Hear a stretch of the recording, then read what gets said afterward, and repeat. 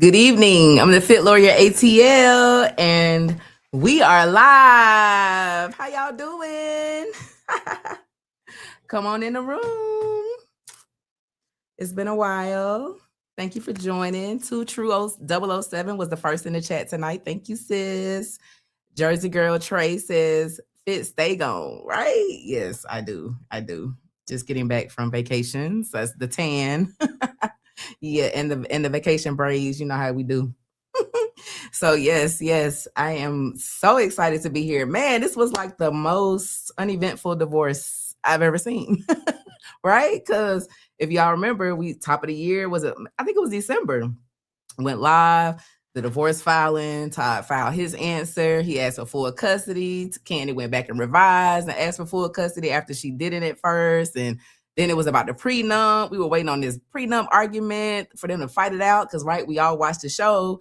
We saw Todd sign the prenup on the show. So we like, what's going to happen, right? Yeah, nothing. Nothing happened. Not one court appearance could I go to. Like, nothing at all. So if you're just tuning in, come on to the room, like, share, and subscribe. I am the Fit Lawyer ATL, a 20-year criminal defense attorney and personal injury here in Atlanta, Georgia. And tonight will be joining me, a celebrity divorce attorney. You all have seen her on the channel before, Onyema Farrey. She's represented people like Offset, AJ Terrell, some other NFL players, Simon, he divorced Portia. So yeah, so celebrity divorce attorney. So she's here with me. So we're gonna go through these documents, right? Because y'all heard like last week they were talking about 2 million, right? 2 million. Yeah, I don't see 2 million in dollars. Todd he ain't get 2 million because although some of the docs are blacked out, what we can see is $426,000. Okay, so not 2 million. Now, it's some assets that were divided that we can't see, but we all kind of know what's been going on with the restaurants, right? So I don't think that a division of property equal 2 million, but there are some things that are blacked out. But as far as cash money, getting less than $500,000. So Kandi's still a millionaire, okay? Because we all know when she first started Housewives, which was like years ago, she was worth $34 million. So I don't know how much it is now, but I'm pretty sure she's probably sitting around maybe 50. I don't know, y'all, but she's still keeping her millions, and Todd has to get out. So we are going to go through all of the documents today. So let me see who's in the chat. Kia Elder 305 says, hey, Fit. Hey, sis. C Solution Works, my bestie, says, am I the first? Nope, not today. Somebody beat you in. Helen, hey, Helen Daly 49085. Good evening, Miss Fit ATL in chat. Yes, hey sis. Thank you all for tuning in. Hey, Barbara. Barbara Joy Jones is the model doc. If y'all look for her on social media, she's an amazing doctor. She has a practice for women here in Atlanta. So great resource. Thanks, sis, for tuning in. Onyema and I both know her, so we're so excited to see her joining us. Jersey Girl Trey says that camera on HD. Okay, it is, right? I'm like, dang, turn down a little bit. Let me make sure everything is straight because you can see it. Oh, it is. So shout out to Sony for and the lead attorney. I don't know if he'll drop by tonight, but he has amazing YouTube class and course. So I purchased his course and he goes over his setup. So I just bought the whole setup. Okay. So the setup is what Lead uses. So it's the best of the best. So shout out Lead. Slim Bone says, hey, Fit, come on in. Let's go talk about it today. Let's see. Cause like we were all like, Kandi, you need a high-priced New York attorney, right? You're worth millions of dollars. You got to hold on to all these assets the whole time. They've been working it out behind the scenes. We wanted the drama. Like, I wanted to go to court. Y'all know I'm right here 15 minutes from Fulton County Courthouse. So I was scoping out the docket. I saw a Rule 9 was filed because Kandi's attorneys back, I think in February, asked for everything to be sealed. And so that hearing was supposed to be last week. And yeah, it didn't happen. We got a consent order to seal filed, right? But as we all see, the documents are out. Everybody's talking about them. So what happened with the sealing? So we're going to get into all of that because there are ways to get things sealed, and you're going to hear about it from this amazing divorce attorney because Okay, she has the magic there, but that didn't happen in this case. So now we all in a business. Okay, we're gonna see how much Kandi and Todd reports that they make, because I don't believe those numbers. And we're gonna see how many cars they have, the things that they were arguing about in the divorce. Like, we can't see the behind the scenes, but as attorneys, we can kind of know from the documents when things have like 6 bullet points to it, like this was a source of contention. So we're gonna get into what those look like. And yeah, we're gonna see. Thank you so much. Slim Bone says red looks so good on you. Thank you. And I'm a Delta, so I wear a lot of red. But yes, thank you so much. Candace Duvernay says, hey y'all, hey sis, another soror of mine and attorney.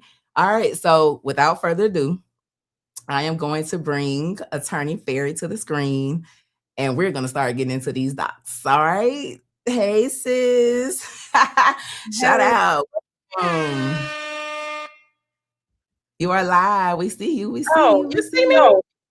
Yes, I see you, girl. You ready? Want me to drop you back down? No, I'm ready. Look, I just gotta find me. Okay, give me 1 second. No, not a problem at all. Yes. Oh, here I am. You got it. Okay, boo. Ready. All right. I am here. I'm ready. I'm excited. And you know, this divorce went by so fast, didn't it? She just filed in November. Literally. And I was looking at when I was going to YouTube, I was looking at our previous video popped up, and we did that 3 months ago. I said, no, they did not. Just work this thing on out so the public can stay out of their business. And I'm not mad at it. I'm not mad at it. I'm not mad at it, but I was like, I wanted at least one hearing. Like, I did want a hearing on that prenup, right? Because I wanted to know, did Todd really sign this prenup? Did it really exist? Like, was this for real, or was it for the show? I don't guess we never know, because I read through the docs and I don't see anything about the prenup in the docs. Did you see anything? Yeah, so here are my thoughts on that. Okay. There was a prenup because both sides said it, right? When Kandi filed her petition, she said that she wanted the prenup enforced. Yeah. When Todd filed his response, he said, yeah, there was a prenup. And I'm thinking about challenging it because I believe there are some issues. If we don't settle, because we've been talking and trying to work it out, if we don't settle, I'm going to maintain my legal arguments that I have to throw this prenup out. So there is a prenup. And then we saw it on TV, right? You know, it was a big deal during their wedding special. So there was a prenup. But you're right. When you look at the final divorce decree, which is the 1-page document that says you are free, you are now divorced, that divorce decree mentions nothing about a prenup. And that's very telling. The reason why that's very telling is with typical divorce decrees, whenever there's a settlement agreement, a parenting plan, child support order, all of that gets mentioned in the prenup, in the final divorce decree, because the decree says the settlement you signed, the child support order, this parenting plan schedule, we are incorporating it into this divorce decree. We are enforcing it. Nowhere in that divorce decree did it say that the court was enforcing that prenup. So you know what I think? Because when we go through the documents, I'm going to point out certain sections that I think was in the prenup and they kept. But what I think happened was, I think there were some things in the prenup that Todd wasn't all the way happy about. And I don't remember the exact specifics, but I remember during the show, one thing was he didn't like that he had to get out the house within a certain amount of time. And I think they settled on, okay, well, you can go to the guest house. So he's been in the guest house, you know, and so I think there were some issues there. And just knowing, and disclaimer, y'all, I don't know any of these people. I don't know Todd. I don't know Kandi, you know, but I am a divorce attorney. I've been doing this for 16 years now. I handle high profile cases. I draft prenups left and right. In fact, I'm working on a prenup now for an NFL player who's making multi-millions. So I can read between the lines. And I practice in Fulton County in front of the same judge that Kandi and Todd appeared in front of. So when I look at these documents and I'm looking at the divorce decree, what it tells me is that, and I look at the settlement agreement, it tells me that they kept some of the provisions of the prenup, and in other parts, they probably reworked that and negotiated that. That's what I think happened, because otherwise the court would have just easily said, we are enforcing the prenup. It could have been one line that added settlement agreement, parenting plan, and prenuptial agreement is incorporated in its divorce decree, but it did not say that. So strategically, essentially, Kandi's lawyer was probably like, look, let's not mention it. Maybe that was part of the deal with the other side. Like, look, we don't want it to seem like the prenup was thrown out, but we also don't want it to seem like it was enforced, because it truly wasn't enforced. We changed some things. So let's just stay silent. So they stayed silent about it, and they worked out their settlement agreement that they both could live with. So that prenup, but at the end of the day, that prenup was not enforced. Yes, it wasn't, because like you said, it would just be one line in the document and they would just attach the prenup to the back, and that'll be the end of it. Right. Interesting. So Slim Bone says rent free in the guest house, right? Yeah, I mean, yeah, he was rent free in the guest house. I know it was word on the street that Kandi had cut the power off and stuff, but you can't believe everything you. The house is paid for, though. So that's she bought the house in cash. We saw that on Real Housewives of Atlanta, so it was paid for. So it is what it is, Yes, exactly. Is it Natasha Williams 3172 says attorney Farrey definitely dressed up and does. That's why I have her on here with me, because I haven't practiced family law in years. So y'all know me, criminal and personal injury. So I'm gonna have the expert in the room as we go through Kiki and read the documents. And buddy, yay! Happily angry lawyers in the house. Hey Jim. We are still waiting on this motion from the Court of Appeals. Okay. I just looked at the docket today. We're still waiting. So we filed the appeal in August. The DA's office responded, I think, in like September. We then responded to their response in October, and we're still waiting on the Court of Appeals to come down with the response. But what I can tell you they will not find is hallucinated AI citations. Hell no. Isn't that crazy? That is crazy. I literally, all these news reports about lawyers showing up in court, being called out on using chat and AI, I get secondhand embarrassment, because nowadays with AI and chat GPT, our clients are using it, right? They're even using it to communicate with us. And even though we're in Georgia, they're sending us cases from California talking about, they made this same argument in California. I'm like, look, that doesn't even apply to your case. We're talking about a modification. That was a whole adoption, and it's in a different jurisdiction. So we already are having to manage our clients' use of chat GPT against us. But as lawyers, to just solely rely on that, crazy. I can tell you for a fact it hallucinates. I have asked ChatGPT legal questions before to get strategy ideas, just to see. I was like, let me see what Chat's talking about.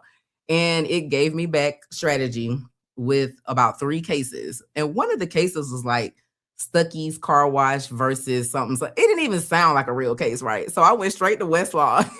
Like, none of the cases existed. It gave me cases, citations, arguments, holdings from the cases, and it had hallucinated everything. So what we're talking about, y'all, if you're not familiar, an attorney from Clayton County Prosecutor's Office was called out by the Georgia Supreme Court for having 3 or 4 made up quotations, 3 or 4 hallucinated cases in her brief to the Georgia Supreme Court. And she also had 3 cases where she cited the holding for the case and how it applied to her argument, and that case really didn't cite that. It's like, I don't know how that happens, because in order for you to find a case to help out your client, you have to make sure that that case has similar facts, has a similar issue. So in order to do that, you have to go read the case and, analyze it. So that tells me these lawyers are not reading. They're just rolling with whatever AI tells them, and they're sticking it in there. And that is lazy. That is it's really malpractice too. That's really what it is. Definitely.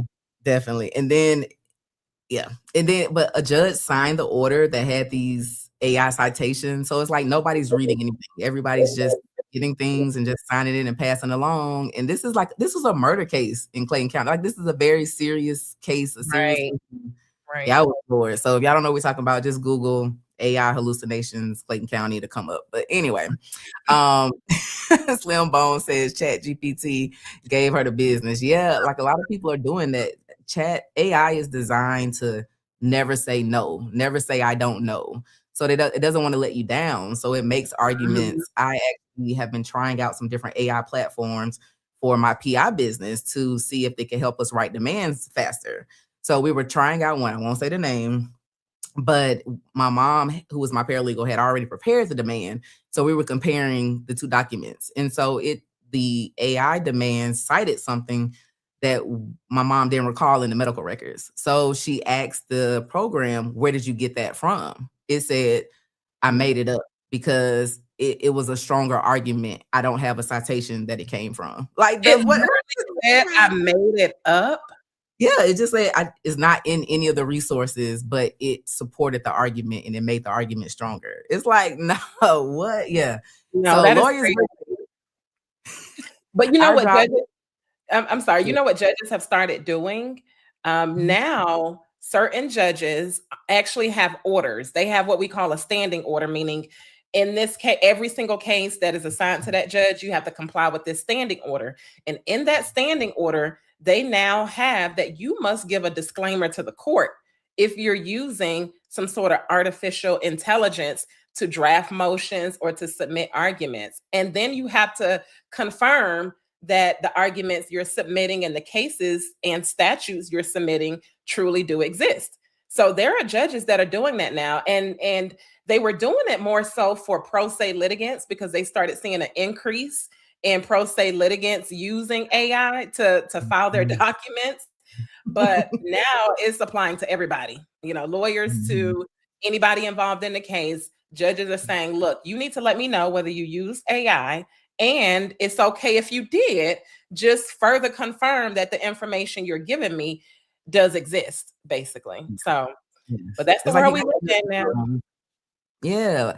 Candace Duvernay, 2302 says, I'm sorry, y'all done made the screen too small for me to read. I bet her paralegal did it. And you're right, she probably did. But as the attorney, as the person who signs the document, you're responsible for everything in the document. So you have to go back and check the sites. If I have someone else draft something, I go back and check the sites. I check the holding of the cases to make sure what they're saying is actually what the case is. I might as well do the research myself, honestly, because I'm just so nervous that it's on me. Let me tell you, I make what I do in my office. If I have my paralegal citing statutes and cases, I make them go pull the case. So they literally go pull every single case that's cited in our document, and they highlight the relevant portion that they cited to. So I still, rely on them to assist me, but I make sure they do their due diligence by pulling the cases and giving me a copy of it. So that way we know it exists, we know it's real, and I can trust, the work that my legal team does. But, it's just, we got to do better as lawyers. We can't rely on other people, especially when our name is on it. And then you lose credibility with the court, because I won't necessarily blame the judge. This attorney that appeared in front of the Supreme Court has been in Clayton County for years. She's the appellate attorney in Clayton County. All she does is appeals. Right. And so she's developed this relationship, I would assume, with the judge, with the court. They probably trust her. They're like, oh, well, she does good work. We've seen her before. She's given us orders before. So since they trust her, the judge probably, saw the order and just signed off on it, which is, that's reasonable. I think yeah. Yeah. But I bet that judge won't be doing it no more. No. I know she'll have her staff attorney go through, check these citations, check the holdings. And then I know the attorney wanted the floor to open up because she was in front of the Georgia Supreme Court. That's the highest court in Georgia. It is a dream to be arguing a case before the Georgia Supreme Court. It's on TV because it's on YouTube. It's going to be there forever. And it was so funny because it's like she forgot rule number 1. An attorney never asks you a question unless they know the answer, right? So when he asked, are you the one that prepared the original document and had the original citation? She's like, oh, no, I did the amended. Or he's like, no, it was in the original as well. Of course, I already know the answer to this. It was just so embarrassing, so sad. It was respectful with it, though. I appreciated, how he Yeah. He did do it with glove. Yeah. He didn't really try to embarrass her. He didn't push. He didn't chastise her. He just said it in a way that you might want to look into this. Yeah. He did it nicely, but yeah. So, all right, back to Kandi and Todd. So, okay, so tell me, how are we hearing all of this? Like, they filed a motion to seal early on, right? Well, maybe it wasn't as early as it needed to be. Tell the people how this usually works, because nothing was really sealed. I mean, like, all their businesses out there. We're gonna see all the cars. We're gonna see how much money Todd got. We're gonna see, child support worksheet, like all of their business in the street. How did this happen? Yes. So essentially, you may recall that Kandi filed for divorce on November 21st in Fulton County, Georgia. And she literally, the same day that she filed, she actually made an announcement. Like, she put it out there herself. I was surprised by that, especially given the fact that the way that she filed the divorce, it appeared that they didn't want the divorce to really be found, because they filed it in initials and her married name. So they filed it as K. Lanice Tucker and T. Jermaine Tucker. And of course, someone coming across it, people at the courthouse, they're not going to immediately say it's Kandi Burris. But anyway, so I was really surprised that she went online and announced that she had filed, because of the way that it was filed. Nonetheless, that was filed November 21st, 2025. And what I think happened is, I think after there started being some chatter and talk, and after people actually found the divorce, because if you're going to tell the public that, there's been a divorce that's been filed, they're going to go looking for it, right? They're going to look and they're going to search. And it's not hard to find what new cases have been filed within a certain time frame in Fulton County. So the public found it and they started talking about it. And so then a few days later, it was like 10 days later, on December 1st, Kandi's lawyer then filed a motion for a confidentiality order and a motion to seal. So that's when she filed it. There was never an order on it at that time. Now we have an order on it, but there was never an order on it at that time. But word on the street, from what I heard in the legal community, is that during one of the status conferences, so Fulton County has regular status conferences. Like, instead of going straight to a trial or a hearing, as your case moves along, you will have certain meetings with the judge, and the judge will, give you some guidance on, hey, y'all try to settle this, y'all exchange financials, maybe y'all come back on this date. And so word on the street is that during one of those status conferences, the judge was pretty much saying, look, I'm not sealing it right now. Y'all keep talking, keep trying to work it out, keep trying to settle. And right now, I don't see a need to seal it, because the only thing that had been filed was her petition, right? There was nothing else filed. It was nothing private filed that wasn't already part of the public record. So the judge told them, you know what? I'm not going to hear this right now. I don't see a need for it. We'll address this later. And then that's when they scheduled a hearing on it. The hearing was scheduled for this past Monday, March 23rd. So essentially, that's why the judge didn't take that approach, because she wanted to see if it was going to be a need. Okay. So now, fast forward, we have the order to seal. Right. And we're gonna go through that. So do you think things would have been different had she had the motion to seal been filed at the beginning of the process? Like, No. with the complete? No. No, I don't think so. It is really hard to get a case sealed, especially when you're talking about a divorce. Some people, like, your intuition tells you, oh, it's a divorce. It's so private. It could be embarrassing. Of course, the court is going to seal it. It's actually the exact opposite. Like, courts truly believe that cases need to be unsealed when people are going through a divorce. And the reason being is the public does have an interest in your divorce. For example, there's some litigation going on between Kandi's and Todd's businesses. It's been some litigation. I don't know if it's still ongoing, but they've had litigation with their businesses. And we know that because, in the settlement agreement, it talks about some lease termination fees that they have to pay out. But the landlord needs to know if y'all are divorced. The landlord needs to have an idea of what's going on. other creditors need to have an idea. Like we have language in a settlement agreement that each person's going to pay their own mortgage, each person's going to pay their own vehicle expenses. Creditors have an interest in knowing who to come after, whether it's both of you all because you're married, or whether, okay, you're truly divorced. Well, I will go after Todd, or I will go after Kandi. We have an interest in it. And then Big Brother, the IRS. The IRS has an interest in knowing whether or not people are divorced.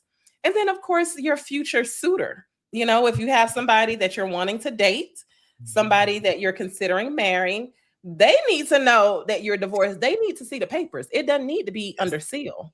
So when it comes to sealing it, there's a high burden. Like, you literally have to prove to the court why your own privacy interest outweighs all of those people that I just told y'all about.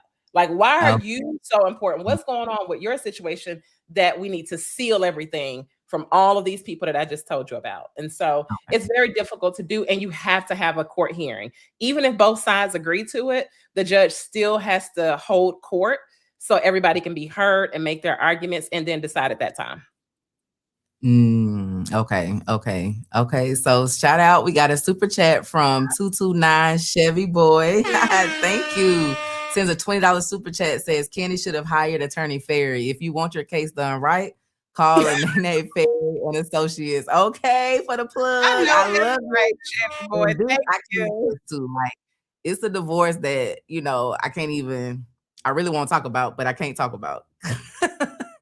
But just know, if you want it done right and tight, and you want people to not even know about it, you need to hire attorney Farrey because she can get it done. Okay, she's being real modest here, acting like she can't.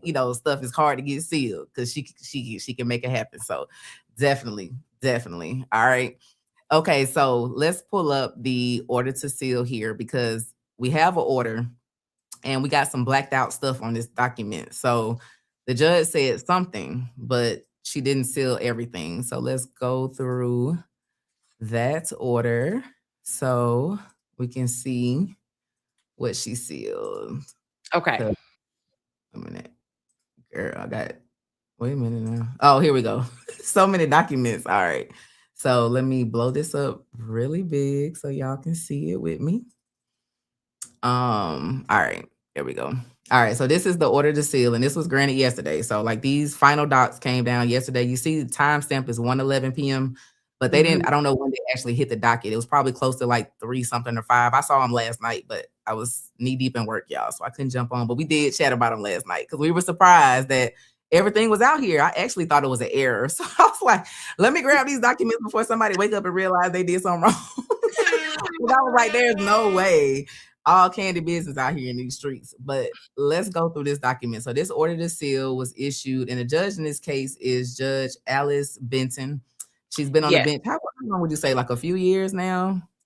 I think it's only been 2 years now. Yes, Judge Benton has been a family law attorney for years. Not only has she been a family law attorney, but she has been a guardian in family law cases for several years. And I want to say maybe this is year 2 that she was appointed on the bench. So even though she's new on the bench, in the grand scheme of things, she knows her stuff. She knows it inside out when it comes to these family law cases, because this is right up her alley. Yes. And now I know Fulton has a family division, and that's what we see at the top of this document. And they rotate the judges. Do they still do that? Where they rotate the judges into the family division? So I don't know how many Superior Court judges there are in Fulton. It's a lot. But they'll rotate. Is it 4 or 5 that they put into this family division at a time? They rotate 4 because there's so many judges in Fulton County. Because for those of you who may be listening and you're not familiar with the state of Georgia, Fulton County holds the city of Atlanta. And so Fulton County actually has thousands, literally hundreds of thousands of cases. And just given the nature of custody and divorce cases, people can't wait years to have resolution. Like, they need something to happen now. And because they need more immediate relief, Fulton County Court, what they created was like what we call a family law division. So they said, you know what? We're going to give you your own set of judges. And these set of judges, all they're going to do day in and day out, they're going to hear divorces, child support, and custody cases. So that is exactly what they do. So right now we have 4 judges in the family law division, and Judge Benton is one of them. So when she was appointed, she immediately went into the family law division. Each judge has to do a minimum of 2 years, but they can elect to, or they can decide to renew another 2 years. But the maximum, I believe, is only 4 years in that family law division. So the judges are constantly rotating in, rotating out, just so everyone can have a chance to hear all the divorces, custody, and all the juicy stuff. So it's in place. Okay. And I can imagine in Atlanta, you know, they only want to keep them in there a little bit of time because you don't want somebody to start, you know, getting paid for these good divorce settlements and stuff. Not saying that would happen.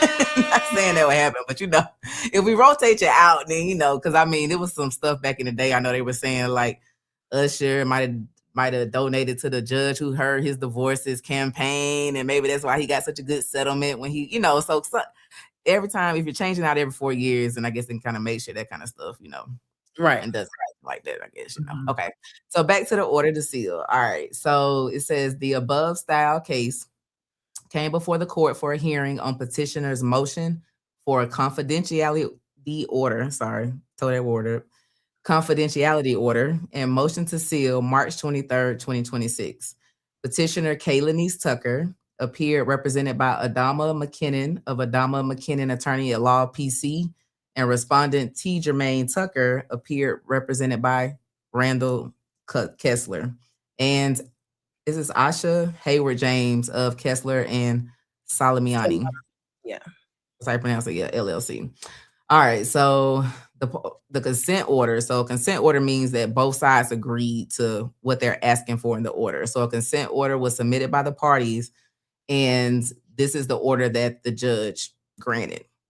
So she says the court finds the parties are public figures, and disclosure of detailed information regarding the parties' whereabouts, schedules, and routines potentially threatens privacy and physical safety of the parties and the minor children, which outweighs the public interest in access to this information. Accordingly, the court finds that limited redaction of the parenting plan is appropriate as to Section 3, Paragraph A, regarding the exchange of the children, Section 3, Paragraph B, regarding the holiday and school break schedule, and the provisions relating to the summer schedule. As to disclose of the specific locations and times for the exchange of the children, those portions shall be sealed for a period of 25 years, at which time the children would have reached the age of majority. All other requested redactions to the parenting plan are denied. So basically, it sounds like they asked for everything to be sealed. And then she says, I'll seal these particular things and everything else I'm going to leave open. And I get why she would seal this stuff, right? Like, you all don't need to know where they're meeting to exchange the kids so y'all can show up with cameras. Right. I told you that. And just to take it back one step, remember, for those who have not been following the divorce and who you may be just tuning in, or maybe you forgot some of the details. So Kandi is the one, like we mentioned, who filed the motion for a confidentiality order and a motion to seal. Todd objected to it. Todd said, no, I do not want this sealed. I don't want you controlling the narrative, Kandi, because you have the bigger platform than me. You're the celebrity.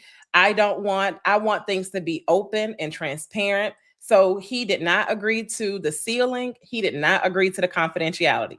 Now, I believe, just as a litigator and, you know, thinking strategically, I believe Todd just didn't want to agree to it at the beginning. Ultimately, he was going to agree to it because that's what we saw. That first paragraph you read, it said that the court considered the evidence, the court considered both sides' argument when they were in court on Monday, and the judge considered the consent order. So they submitted, the parties together submitted an order together agreeing to the sealing and the confidentiality. So he was going to be on board the whole time. He just wanted to use it as leverage, and he wanted to make sure that his divorce was going to be clean. There was not going to be anything funny about it if they sealed it and hid it from the public. So he did. It was smart. That was strategic. But what I noticed too, reading throughout the documents, there were certain references where, like in the settlement, it kept saying, oh, the parenting plan that's been filed under seal, and the child support that's been filed under seal, and this agreement that's been filed under seal. So that tells me the parties thought the whole thing would be filed under seal because they submitted a consent agreement. So even though Todd didn't start out wanting it strategically, he ultimately agreed to it. But even then, remember, it's a high burden. And this judge, she does not play that. She knows her stuff. She's like, y'all are not going to have me on YouTube Live or on Instagram, or before the Supreme Court, fighting for my life.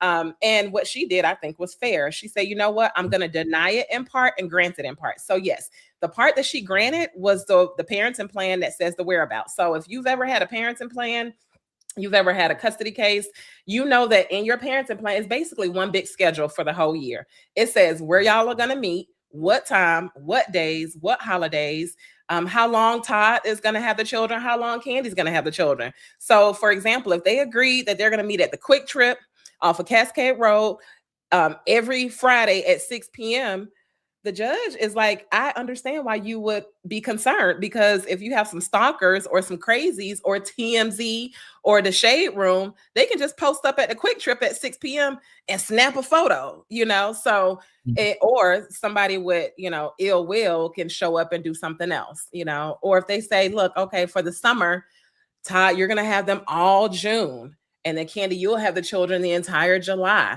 And y'all can travel on these days. You can go on vacation during these 2 weeks. I can understand why the court would be concerned. So that's a valid reason. So the judge said, you know what? I'm going to go ahead and say those schedules are under seal, but the rest of the stuff about who has custody and who makes decisions, y'all will be all right if everybody knows, but everything else, I get it. So it was fair. I thought that was smart. I agree on that. I agree on this paragraph as well. Because the kids need to stay safe. So I totally get that. Now I was confused about the 25 years because I saw that. That was kind of weird. I guess I don't want to do no math. Okay. So I'm just gonna throw a number, 25 years. Okay. They'll be because I did the math. I said, okay, so they're 10 and 7. And I'm like, they're gonna be 35 and 32, by then. But I guess the judge was like, look, I want to make sure they're good and grown. Because sometimes you have some 19, 20, 21-year-olds that, they're still with mommy and daddy. So she said, I'm going to make sure they're good and grown. So good and grown. So they won't be able to disclose any of that until after. And at that point, they won't be doing a parenting plan anyway, because kids be grown. So yeah. All right. So she says, as related to the child support addendum and child support worksheet, the court finds the privacy of the parties does not outweigh the public interest with respect to the financial information contained in the child support worksheet and child support addendum, and therefore those documents should not be redacted. That was interesting. Like, okay, so these documents say income. They talk about, insurance, who's going to pay for school, that kind of thing. So we're going to go over it. And now when I saw the income, and we'll come back to it because I think somebody hiding some, maybe from the IRS, because I don't believe them numbers at all. We'll come to that. But, when you really think about it, like you mentioned, so again, for those of you who are not familiar, in Georgia, every single case that deals with children in custody has to have what we call a child support worksheet.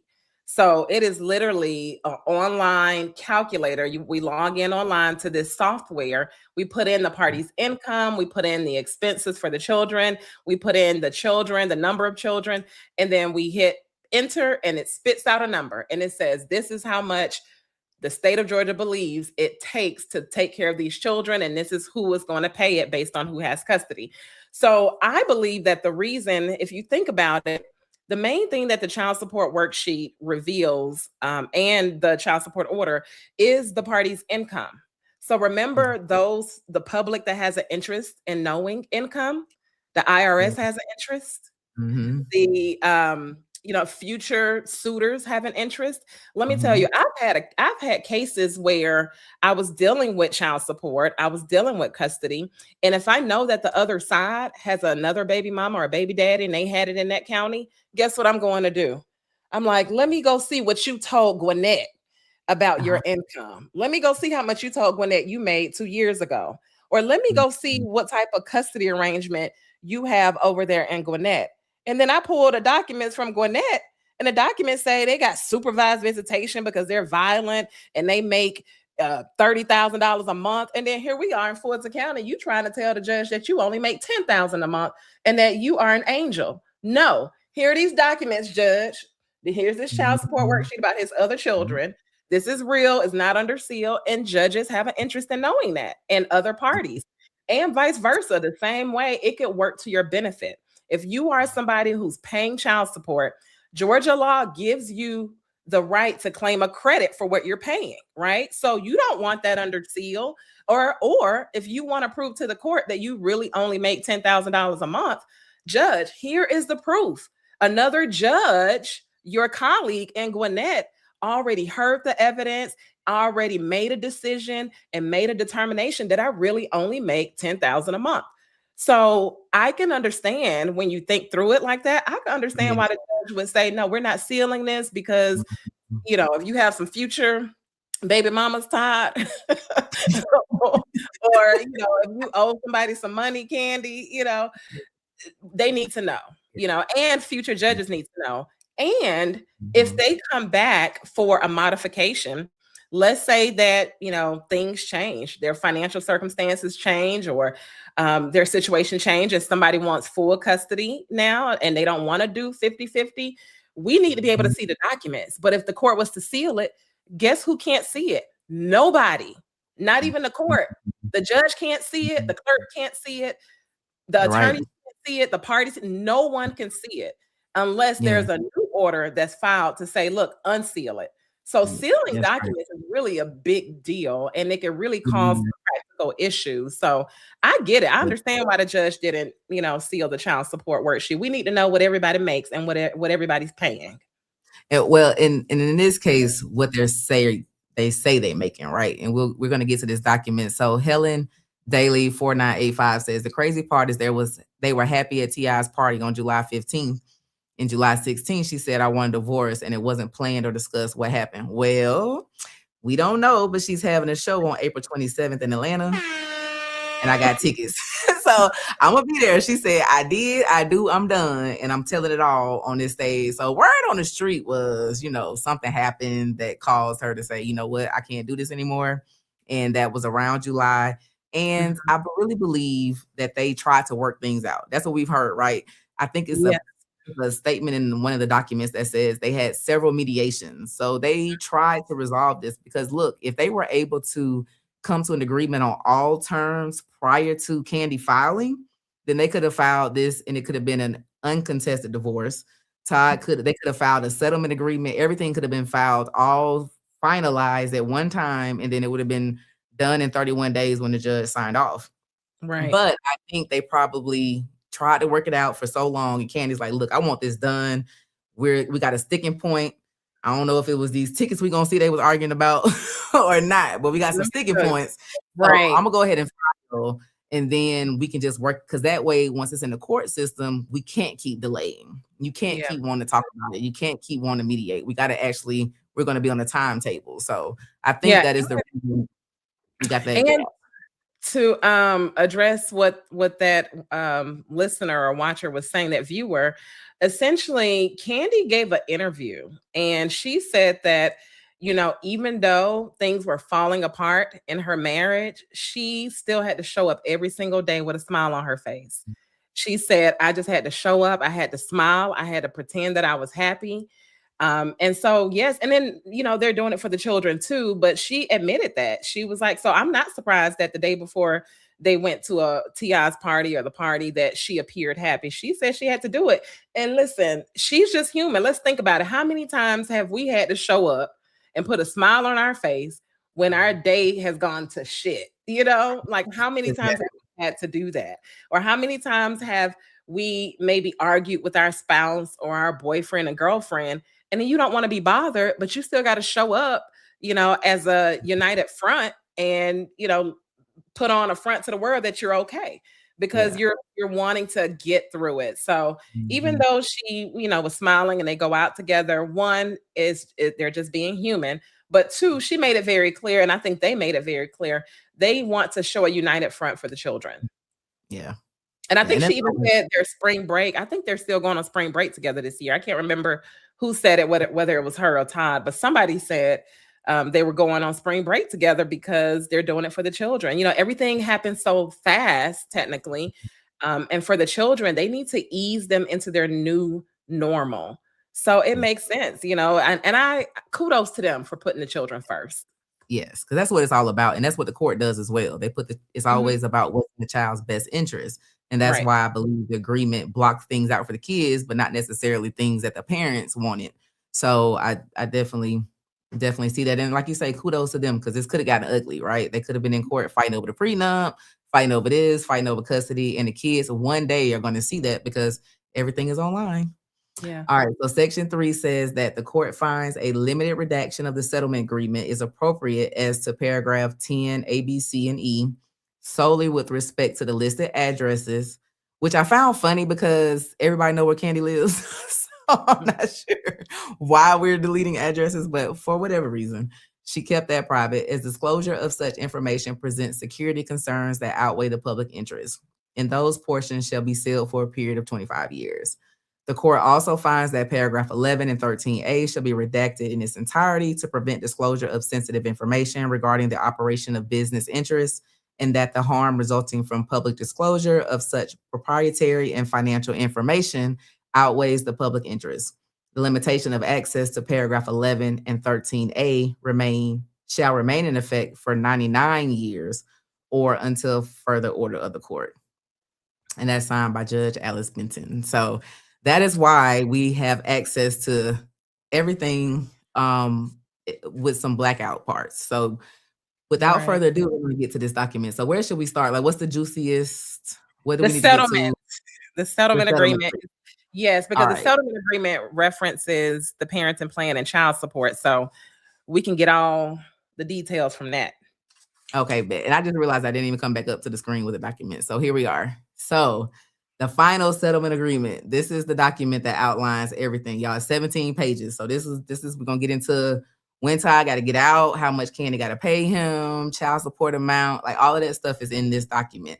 Had they agreed and this been uncontested, they would have presented this final agreement to the judge and just said, hey, sign. They would have been doing it jointly. It would have been nothing to argue about. But there were sticking points, and so they couldn't get to that point. So they filed, went to court, but they didn't have to have a hearing, right? They still came to an agreement, but it was once the timeline was moving. So sometimes it happens that way. Right. So, all right, let's get into it. So it says this agreement is made and entered into by Kandi and Todd. I'm doing all the names. The petitioner and respondent were lawfully married on April 4th, 2014. And in consequence of certain irreconcilable differences, are now living in a bona fide state of separation. And this, as we discussed in the previous lives, this bona fide state of separation doesn't mean they have to be outside of the same house. They just basically can't be sleeping together anymore, right? That's pretty much right. They have to be putting themselves, they can no longer appear as husband and wife, and basically they can't be having sex together, because if they're still, having sex with each other in Georgia, your divorce will get dismissed. And I've had that happen more times than I wanted it to happen. Yes. But Georgia will dismiss your case if you are still having sex with each other, because you are not living in a bona fide state of separation. Now, one person can be in the guest room, the other person can be in, the main room or bedroom, or in this situation, the guest house, so she's in the main house, he's in the guest house. Drew, Sadora, and Ralph, and their divorce, Ralph was in the basement, like literally 10 steps away from Drew. So that was crazy. That's finally settled. But yeah, it doesn't mean y'all can be in the same room. You just can't sleep. You can't consummate this marriage every night. It's going to be divorced over and over. So that's what that means. All right. So let me go back. All right. Whereas there are 2 minor children born as issue of this marriage: Ace Tucker, a male child born in 2016, Blaze Tucker, a female born in 2019. Wife has filed a petition for divorce, which is now pending in Superior Court of Fulton County. And the parties are desirous of settling amicably between themselves all matters of alimony, attorney's fees, equitable division of property. And learn in Georgia, we don't do 50-50. We do equitable division. Sometimes that can be 50-50, but sometimes that can be 60-40, 70-30. It just really depends. Child custody, parenting time, and child support, as well as their respective interests in all real and personal property and all other assets acquired during the marriage upon the completion of several mediation sessions. And something's missing, right? Oh, no, okay, we go to the next paragraph. Okay, so it's this space right here threw me off, this extra space. I was like, completion of several. Look, you know how attorneys are. We read, it's like an extra period thrown somewhere, extra space, and it's like, wait a minute, what happened? Something's thrown off. It's so funny too, because my mom is my paralegal, right? And she cannot understand how I can see things like that so easy. But it's standing out so big to me that this and is just hanging. Okay. Whereas each party is acting freely and voluntarily, under no compulsion or duress, and in consideration of the present income, earning capacity, and financial circumstances of each of the parties. Now, therefore, in consideration of the mutual promises and covenants articulated in the full and final settlement agreement herein, and for other good and valuable consideration, the sufficiency and receipt of which is hereby acknowledged, all these legal words, the parties do agree as follows. And now we get into it. But before we go, Objection 403 has blessed us with a $10 super chat. Shout out. Says, you know how mad I'd be if I was going through a divorce, was drinking, got a little freaky one night, and now my divorce is canceled. Hell no. That's exactly how it happens. Thank you. It happens all the time. Yes. That little holiday come by, y'all might be reminiscing. Maybe it's Valentine's Day, Christmas Eve, right? Y'all got the kids tucked in, all the presents wrapped. Y'all sending little cookies out for Santa Claus, and now you done gave your cookies up. and now you got to start all over. It happens all the time. And now that's part of my script. When I meet with clients for the first time, I tell them, you know how you tell them, don't do this, don't do that, don't do this. And I say, and last, don't have sex. The sex ends here, you know, and they're like, okay, you know, right. Don't do it. Don't do it. Cause y'all like wondering how it comes out. It just comes out. Things come out, and that divorce could be a week away from being finalized, and now you're starting over. So, and you paying your attorney more money, because I'm sure when this happens, that retainer got to be replenished. Exactly. Like, you don't get a freebie. You don't get a free do-over. So move with caution. Thank you so much. Shout out Objection 403. All right. So the first clause here is a non-interference clause. So, okay. So this says the parties shall continue to live separate. Oh, let me go back to the doc. Sorry, y'all. All right. The parties shall continue to live separate and apart, and each shall be free from interference, molestation, authority. And that word molestation is just so, why we have to use that word, but that's what they say in the document. Authority and control, direct or indirect, by the other. So basically, y'all are separate. I don't have to worry about Todd coming over here questioning who coming to my house to see me. Like, we're done. We're divorced. You can't harass each other. Don't mistreat each other. Don't harm each other. Don't abuse each other. Y'all are free. Like Kandi said, I am done. Done. Further, both parties are hereby enjoined and restrained from doing or attempting to do or threatening to do any act of injury, maltreating, molesting, harassing, harming, or abusing the other party or the minor children of the marriage in any manner whatsoever. The divorce in this action shall be effective upon the court's execution of the final judgment and decree of divorce. Both parties shall take all actions reasonably necessary to effectuate the entry of this agreement immediately. And I'm going to, what would be here?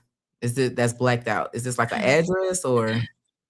That's what I was wondering. I don't know what would be there, because this particular paragraph it typically says exactly what it says. You know, at one point I was thinking, I'm like, well, is it possibly, like you mentioned, the address or something? Because I was going back to the order to seal, and the judge didn't mention why that part of it would be sealed. So that's the only thing I could think of. Perhaps is, you know, such and such agrees to stay away from this address. You know, sometimes it's a mutual, usually it's a mutual stay away type of language. So that's what makes sense right there to me.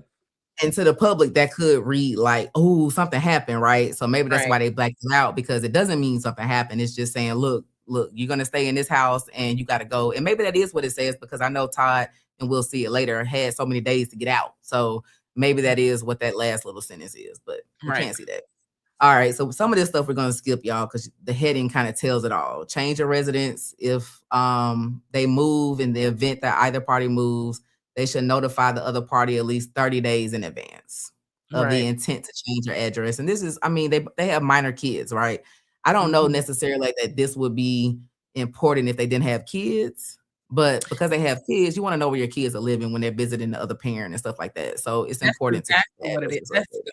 That's exactly why it's there. And not only children, so like it says, so long as custody, child support, or equitable division obligations are in effect. So in other words, as long as we still co-parenting these children together, as long as neither one of us are paying child support, or we have to take care of their expenses together, and as long as you owe me money, or as long as we still got to deal with these Hawks tickets, or as long as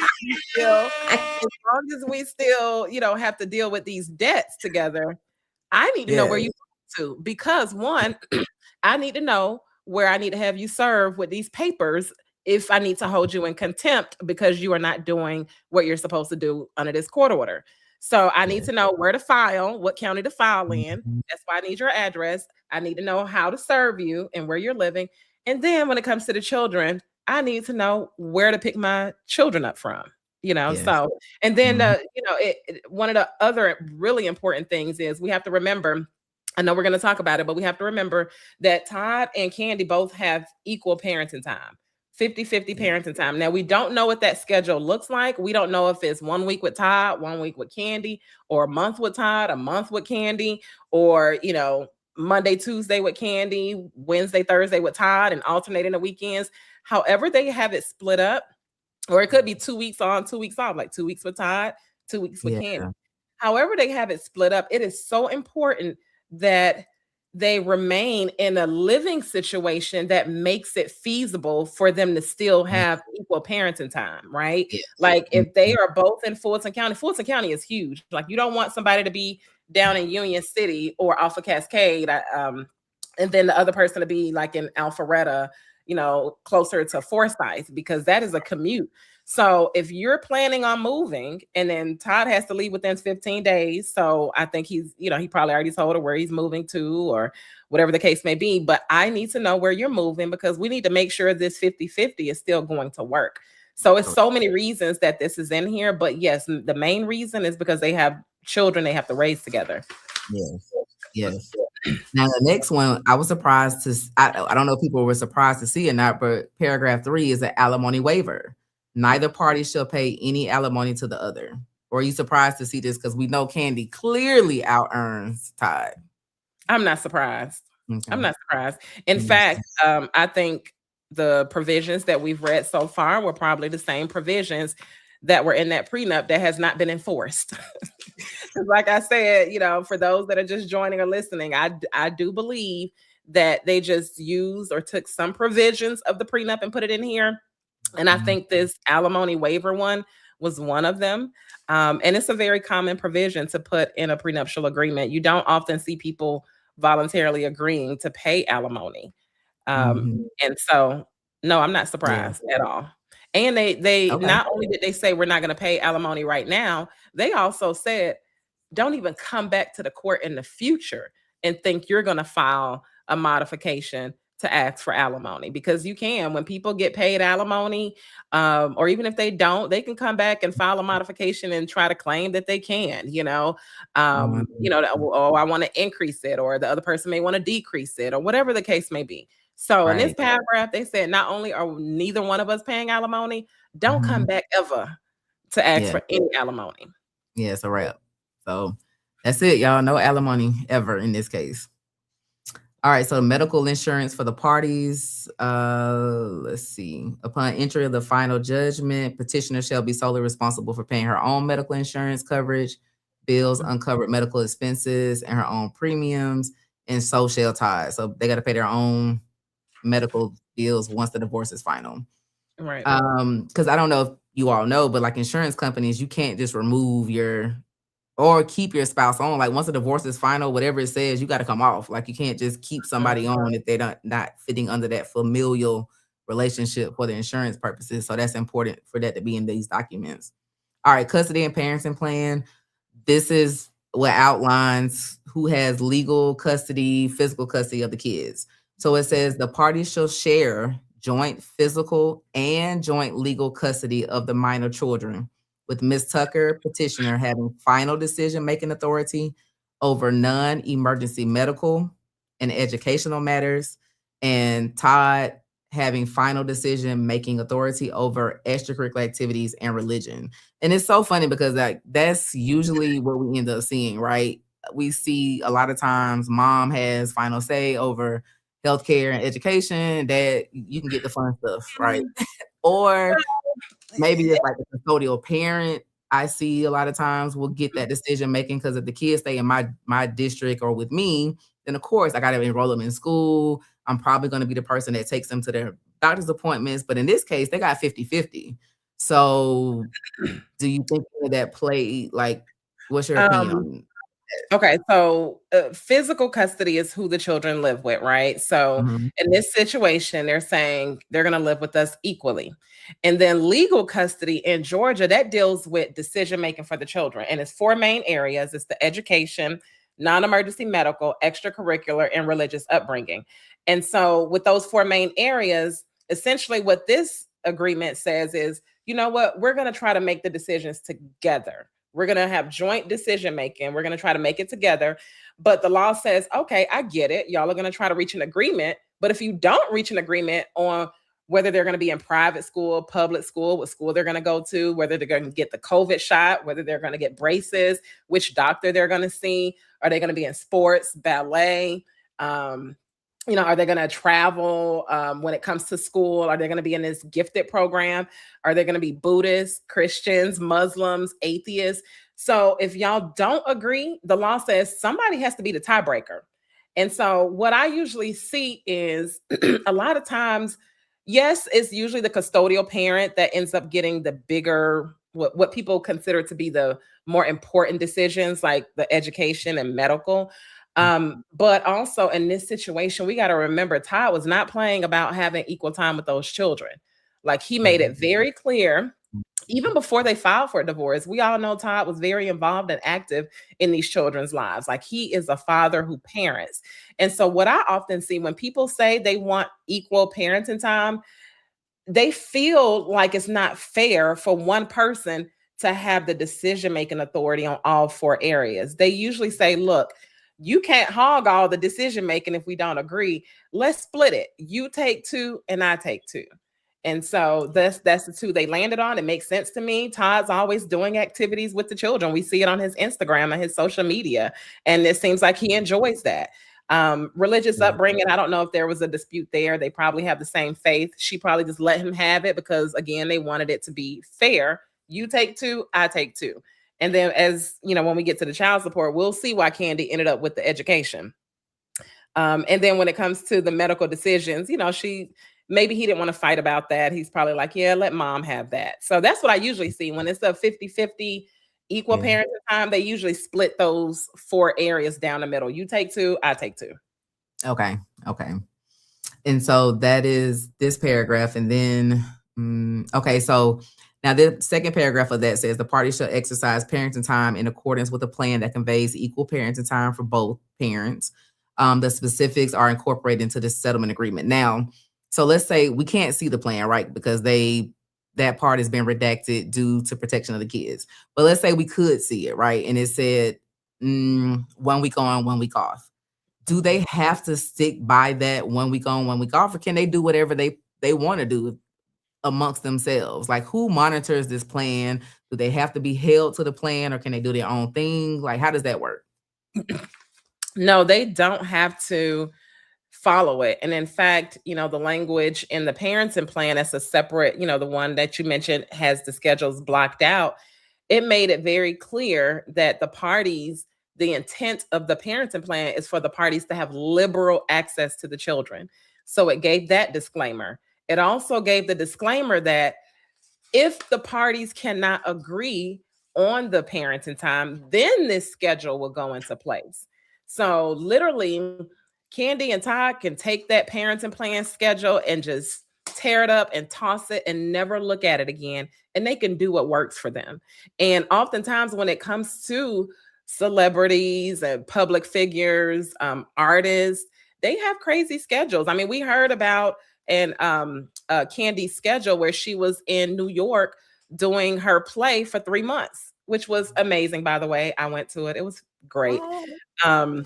But yeah, so she needs that flexibility. Or if Todd is working on a project, I think in one of the motions, Kandi was firing shots back like, you talking about me in New York, you've been traveling too for projects. You've been gone for days on end doing projects. So the type of lifestyle that these public figures and celebrities live, they need that flexibility. They absolutely need it. And even for us regular folks, we need that flexibility. If you think about how our weeks go and how our days go, every day is not the same. Every week, every month is not the same. You know, people move, people change jobs, you know, people make different decisions. And so this parenting plan is built in for them to do whatever fits their lifestyle at the moment. But if they start fussing and they start having a disagreement because they both moved on, people got new booze, you know, life is great, and, you know, they're not seeing eye to eye, then they need to tape this order back together and then follow it. Right, so, right. And that goes not just for celebrities, but like you say, everyday people. So if I had disagreement, or if anybody in the chat, you had disagreement, you all can do your own thing. Like you say, you get the beefing, that's when you got to go back to the agreement, because it saves you from having to come back to court to have the judge get involved every time you fall out. So you just go back to the agreement when things aren't working out. So that makes sense. All right. So then there's a pair. Oh, let me make sure I go back to the doc. Minor child's passports. Mrs. Tucker, petitioner, will continue to retain the children's passports. She will provide Todd with the passports in the event that he desires to travel internationally with the children. Todd shall retain the, Mr. Tucker, he shall return the children's passports at the time of custodial exchange following the most recent trip. So mom holds the passports. That's not that was smart to keep. Yeah, that was smart to have that in there, because since they're both on the children's birth certificates, you know, you don't want to have a fight about getting a passport renewed for the children. And that's one of the main things I see quite a bit in the custody orders. People don't have provisions about the passport. And so if they don't have it in there, then they're fighting, and one person is withholding a signature. They're like, no, I'm not going to sign because I'm mad that you're going to Cancun, Mexico, and you didn't tell me, you know. And so then it hurts the children because the children aren't able to travel and see the world. So it was very smart of them to put in here who's going to maintain the passport and how they're going to utilize it for the children. That's good. Good. So they really thought ahead of a lot of stuff. And it seems that they really are taking extra steps to make sure everything is covered. So we don't have to go back and argue about this ever again. So everything is outlined in this 17-page document. All right, so child support just says it'll follow the child support guidelines. In light of the shared custodial arrangement, neither party shall pay periodic child support to the other.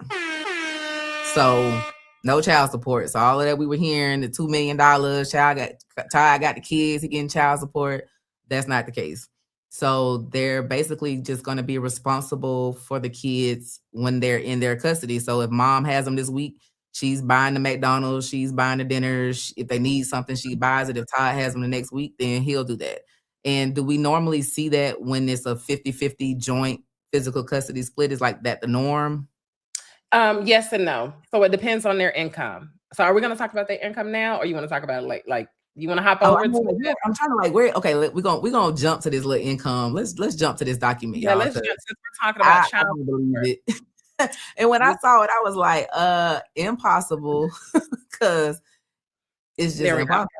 So let me make this bigger so we can all see. So this is the child support addendum. This is not the worksheet. This is an addendum that will say, take the numbers from the worksheet and say what we're doing. But there's no child support paid, but y'all are just going to see other stuff. But the first line on here, gross income, it has the mom's gross monthly income as $22,083.33. And it has Todd's as the same. Now. Now we know. So before that ain't true. Okay, so before we talk about why they use these numbers or how they came up with it, yes. Let me share something with our viewers. So, in Georgia, now as of January 1, 2026, so this is brand new law that just happened a couple of months ago. Now, people are able to get credit or a reduction basically on their child support obligation based on how much parenting time they have with the children. So what that means is before January of 2026, judges, it was up to them to decide whether or not they wanted to give somebody a break on their child support or whether they wanted to reduce it based on how much parenting time they had. Judges didn't have to. Now, this is before 2026. Judges didn't have to do it. So sometimes you would have a situation where a person would have 50-50 parenting time and still owe like $1,500 per month child support. And they're like, well, why should I pay this much when I have them an equal amount of time and our incomes are similar? Or they may just have like maybe every other weekend and they would still pay a full amount of child support to the other parent as if they don't even visit the children or have the children at all. So the legislatures in Georgia was like, you know what? That's not really fair because when people have kids, we know kids will eat you out of a house and home. Your light bill goes up, your water bill goes up. They cost money. So now Georgia is like, okay, depending on the amount of days you have the children, we will give you a break on whatever your child support obligation is. Now, if it's a situation where they have equal parenting time, like in this situation, Kandi and Todd both have equal parenting time, right? Let's assume for a minute, we're going to ignore the numbers that's on the document. Let's assume for a minute that Kandi's income was $1 million a month. And let's say Todd's income was $100,000 a month. And let's say, at some point the child support calculator maxes out. Like it maxes out at $40,000 per month, meaning that if you make $40,000 per month and somebody makes $1 million, y'all are paying the same child support amount. So it maxes out at some point. So let's just say Kandi's obligation was $5,000 child support obligation. And let's say Todd's obligation was only $1,000, right? So if Kandi's making $1 million a month, Todd is making $100,000 a month. Kandi's child support says $5,000 a month. Todd says $1,000 a month. Guess what happens in a situation where you have equal parenting time? It's going to say, Kandi, you pay Todd your $5,000. Todd, you pay Kandi your $1,000. Do the difference. Kandi's going to owe him money. She's going to owe him $4,000 a month or whatever the child support is. But again, that's in a situation where they make two different incomes, right? So in a 50-50 situation, if Kandi puts her real income on that worksheet, she's going to be owing Todd some money in a 50-50 situation. Right. So we can talk about the numbers now and how we got these numbers, because in my example, let's say if Kandi made $100,000 a month and Todd make $100,000 a month, and the child support worksheet says, Kandi, you owe him $1,000, Todd, you owe her $1,000. Guess what? They each pay each other $1,000. That's zero. So, zero. So it's smart to put both incomes the same, even though we know that ain't true. We know. Too True 007 says, why do celebrities get to understate their income, but us regular folks have to tell the true story? The thing is, they agree. See, this is the problem. When you agree to something, then you can present a joint agreement to the court, and the court won't question whether or not the amounts are true and all that kind of stuff, right? But when y'all are arguing about things and you have your attorney and your husband or whatever has his attorney and y'all are fighting, now we want to see true financials, because I don't believe you. I need to see your income. Now the judge has to get involved and everything has to be actual factual because y'all are fighting. While they filed a divorce and Todd filed an answer, they fought in private, right? So when they present this joint document, it can be what we say it is, Judge. Right. And it just makes sense. That saves the court time, because people do that even when they go to trial. And it's not just celebrities, it's regular everyday people.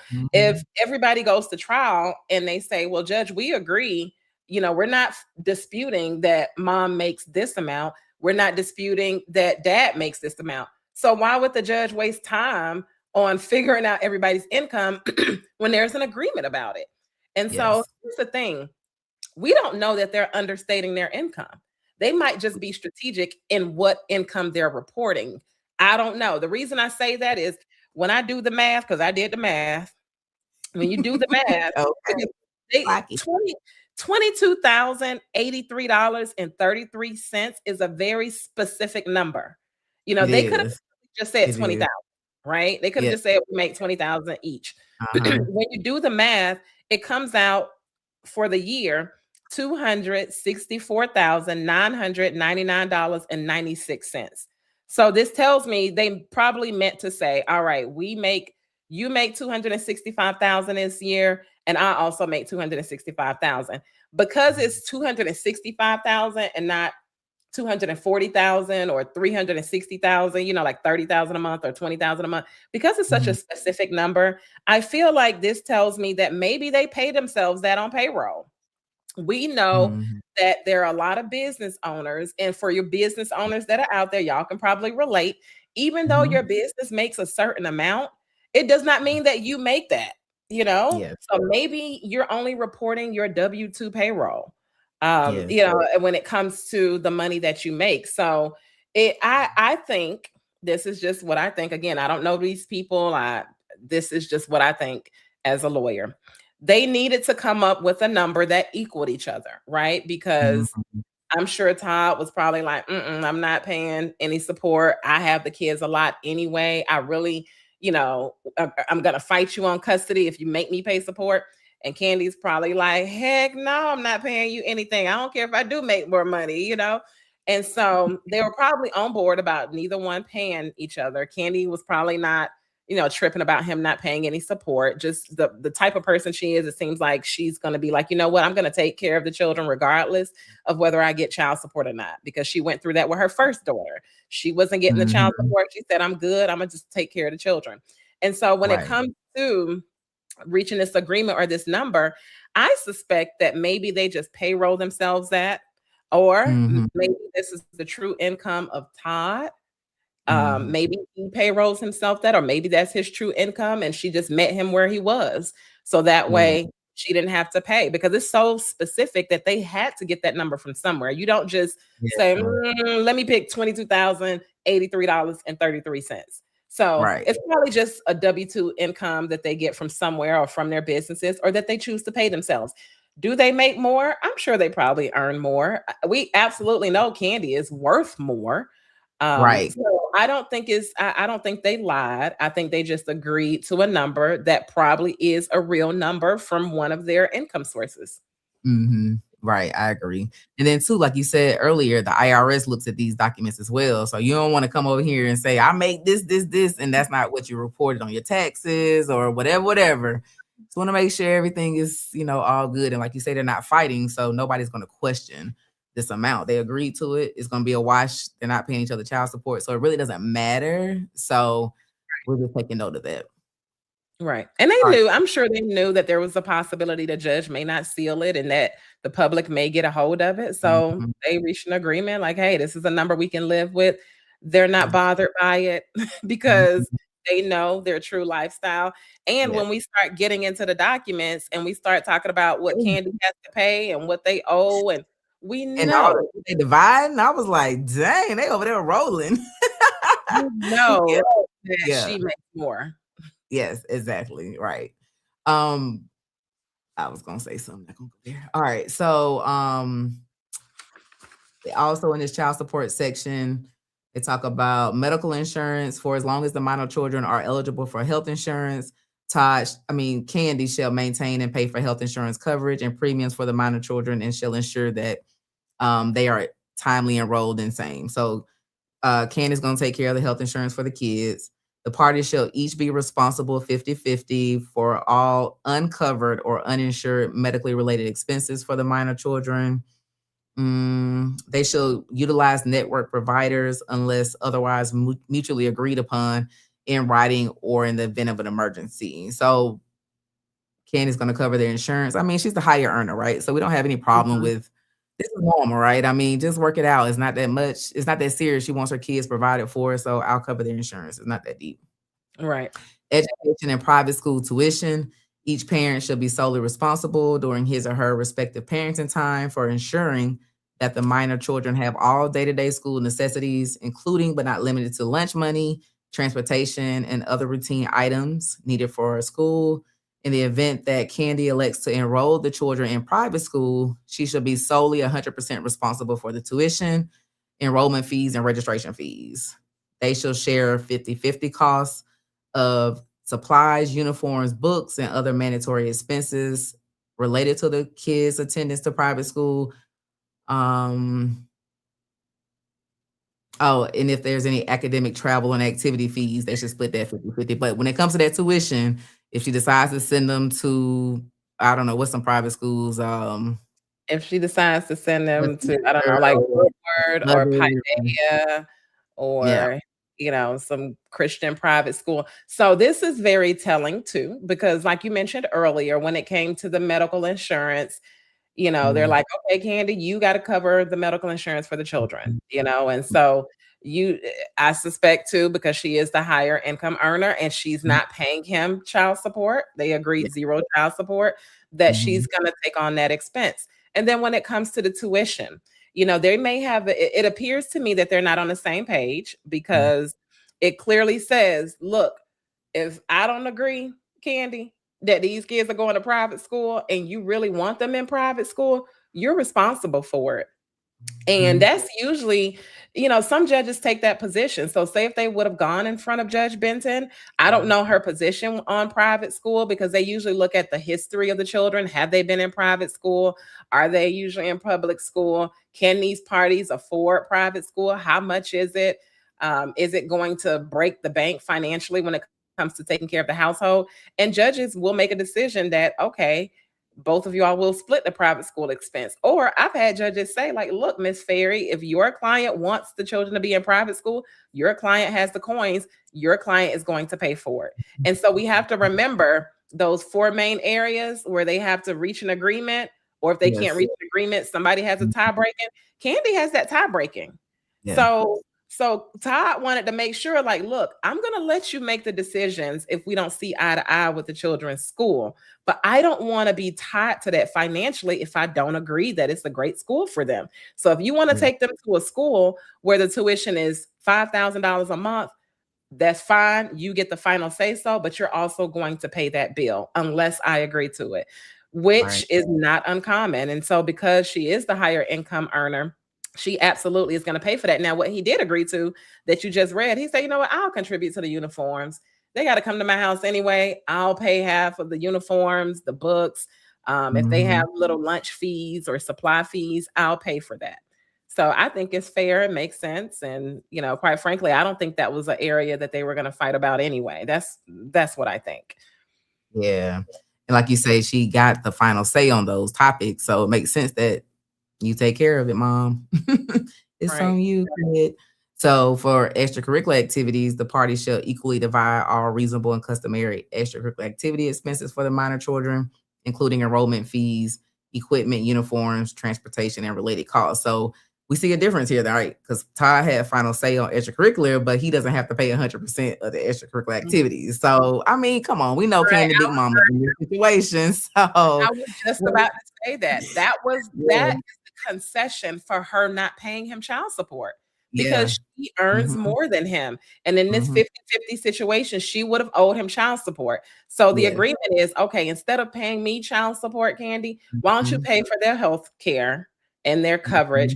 But if you look at it, Todd has all of these protections in place to make sure that he's not stretched beyond his financial means. Even going back to the medical, it says that Kandi has to maintain the medical insurance coverage, and they split the co-pays, co-insurances, out-of-pocket costs that's not covered by insurance. It says we split it 50-50, but he had a provision in there that says we need to make sure that these medical care visits are in network.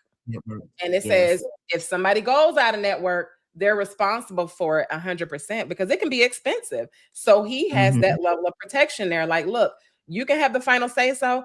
You make way more than me, so I don't want you saying, oh, I don't want to send them to Kaiser or Blue Cross Blue Shield doctors or Aetna because I don't like them, so I'm just going to pay for it because I can afford to. She could probably pay a $30,000 surgery, and he would be responsible for 50% of it.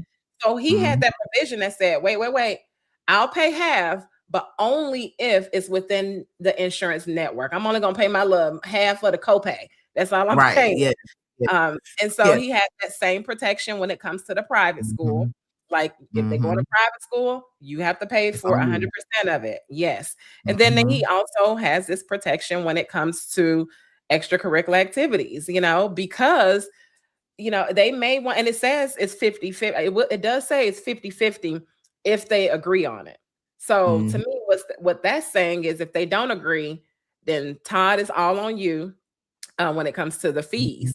But it also says reasonable. It literally says the parties shall equally divide 50-50 all reasonable and customary extracurricular activity expenses. What that tells me is don't be putting the children in travel basketball in Paris. Right. Send them to the rec center down the street so they can AAU. Right.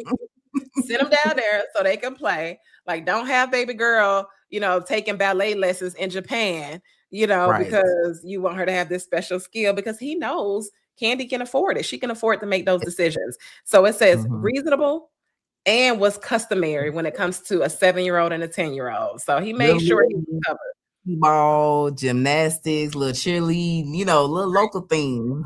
Like you said, not going all around the world. So you got to cover that. So, and like you say, she wasn't ordered to pay child support. So this is the concession for that, right? This is the concession. Got Dana Allen in the house. Shout out Allen Law Group ATL. Okay. Hey, Hey, Dana. Dana is running for clerk of court in Cobb County. So if you all live in Cobb County, be sure when the election season rolls around that you are voting for Dana Allen for the clerk of court in Cobb County. Shout out Dana. Dana sends a $20 super chat, says, y'all are better than TMZ. You better know it. You better know it. You better know. We're going to get all into it because we're not only reading the docs, giving you the tea, but we're educating you so that you can take this advice into your own divorce as well. So you're getting it all here. So we're not just the gossip, we're educating. So thank you. Shout out. Thank you so much. All right. So let's go back in. Now we're on the separation of property. And before we read that, somebody made a good point in the chat that when it comes to, again, I'm taking a position just based on the language of these documents. For those of you just joining us, I do not believe the prenup was enforced because there's no mention of the prenup being incorporated or enforced in the divorce decree. But like someone mentioned, when it does come to prenuptial agreements, one things the party cannot contract away or talk about as far as agreeing to ahead of time are issues dealing with the children. So they could not put anything in the prenup about who gets custody. They could not put anything in the prenup about child support because the standard, as Fit mentioned earlier, the standard is what's in the children's best interest. So when they signed the prenup back in April of 2014, what's that, almost 12 years ago, when they didn't have children, it was impossible for a court or even them to determine at that time what would be in the best interest of their future children. So the law says we need to see what's going on at the time we're making these decisions, not beforehand. So that is why even if they had the prenup in force, they would still have to go to court dealing with the children if they did not agree, because you cannot include that in a prenup. And correct me if I'm wrong, but like you can't even have a jury trial on like custody issues, correct? Isn't that only decided by the judge because it's in the child's best interest, right? Right, that is correct. You cannot request that a jury decides who gets custody of the children. Like, I don't know if I would trust, some random people to decide custody because it's only the judge who can determine what's in the children's best interest. Now, when it comes to issues of child support, the jury can determine a party's income. They can make findings and make determinations as to how much somebody makes. They may say, oh no, I think he's a liar. I think he really makes like $50,000 a month. They can do that. But then once they determine the income, then the child support calculator, when those numbers are input into the calculator, the state of Georgia determines the child support, but yes, that is correct. All right, Cheryl R. Lay, 1912 says, by enrolling Riley in high quality private schools, Kandi Burrs helped position her for admission to New York University and is likely to pursue similar educational pathways for Ace and Blaze. Yeah, you're absolutely right on that. So I definitely see the kids going to private school, so she'll be paying for it. But she got the bank, she got the coins. So, all right, our next section is separate property. So as we already said in Georgia, before we go to this property, Georgia's not a 50-50, it's equitable division. So it could come out to be 50-50, but the courts look at what's fair. And so we're going to see some things in here that will put in place to make it fairer, because as we all know, Kandi has the higher earnings in this marriage.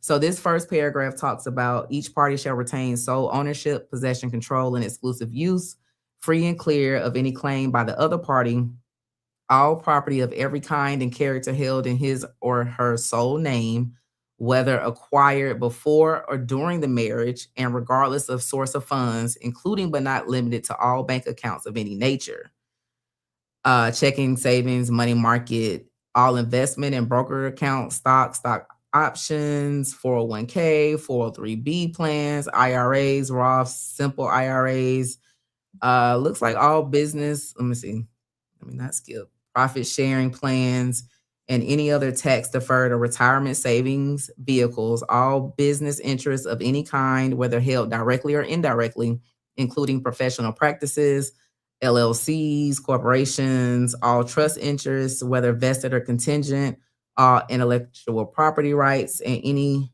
real or personal property titled solely in that party's name.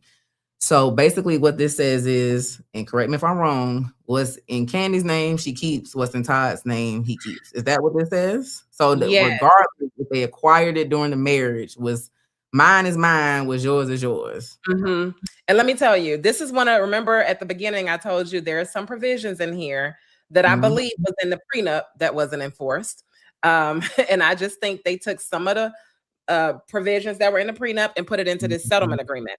This is one of them that I think was in that prenup.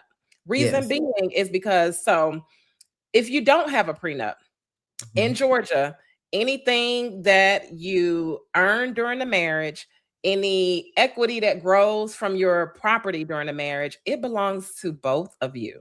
So when they got married, April 4th, 2014, if Todd and Kandi did not have a prenup and they were to divorce, Georgia law says anything y'all got within those 12 years is up for grabs from both people. So the house that she may have purchased before the marriage, even the condo, they say he had a condo before the marriage, I don't know. But any bank account on the show that she went up there and clean up. Yeah. Yes. So any bank accounts they had, any retirements they had, guess what? From the time they said April 4th, 2014, from the time they said I do, if it grows over the next 12 years, Todd can ask for it. Kandi can ask for it. That's if they don't have a prenup. Right. And so what you can do is you can contract around that default law. If you want to protect what you had before the marriage, you need to have a prenup that says, you know what? Everything I had before then, my joint ventures would escape, any songwriting I did, any royalties that I get, any equity from the home that I purchased because I fixed it up and now it's worth more. Any of my 401ks or savings, any money or efforts that I put into, any business interests that I have, it's all going to be mine. That's what that says. Same thing with Todd. He's saying it's going to be mine. And it says before the marriage and during the marriage. So after the marriage. So that's why I know this paragraph was in the prenup, because that's the whole purpose of the prenup. It's because you want to carve around the default that Georgia law says. And so that, and it says specifically that's in their sole name. So it says anything in Kandi's sole name is hers. For Todd, it says anything in his sole name that grows or increases even during the marriage is his. So what that tells me is, again, that was in a prenup. And what that also kind of signals to me is that when it comes to anything else that they probably have both their names on, or anything that they entered into together, i.e. OLG. And the reason I'm mentioning that is because we're going to see later they're splitting that debt. So I know just from the verbiage of this that anything they have together, any joint ventures that they went into together, they decided to split 50-50, which that makes sense. That's what a lot of prenups say. They say, look, if we make this money and we earn it based on our joint efforts, our joint sweat and tears, let's split it.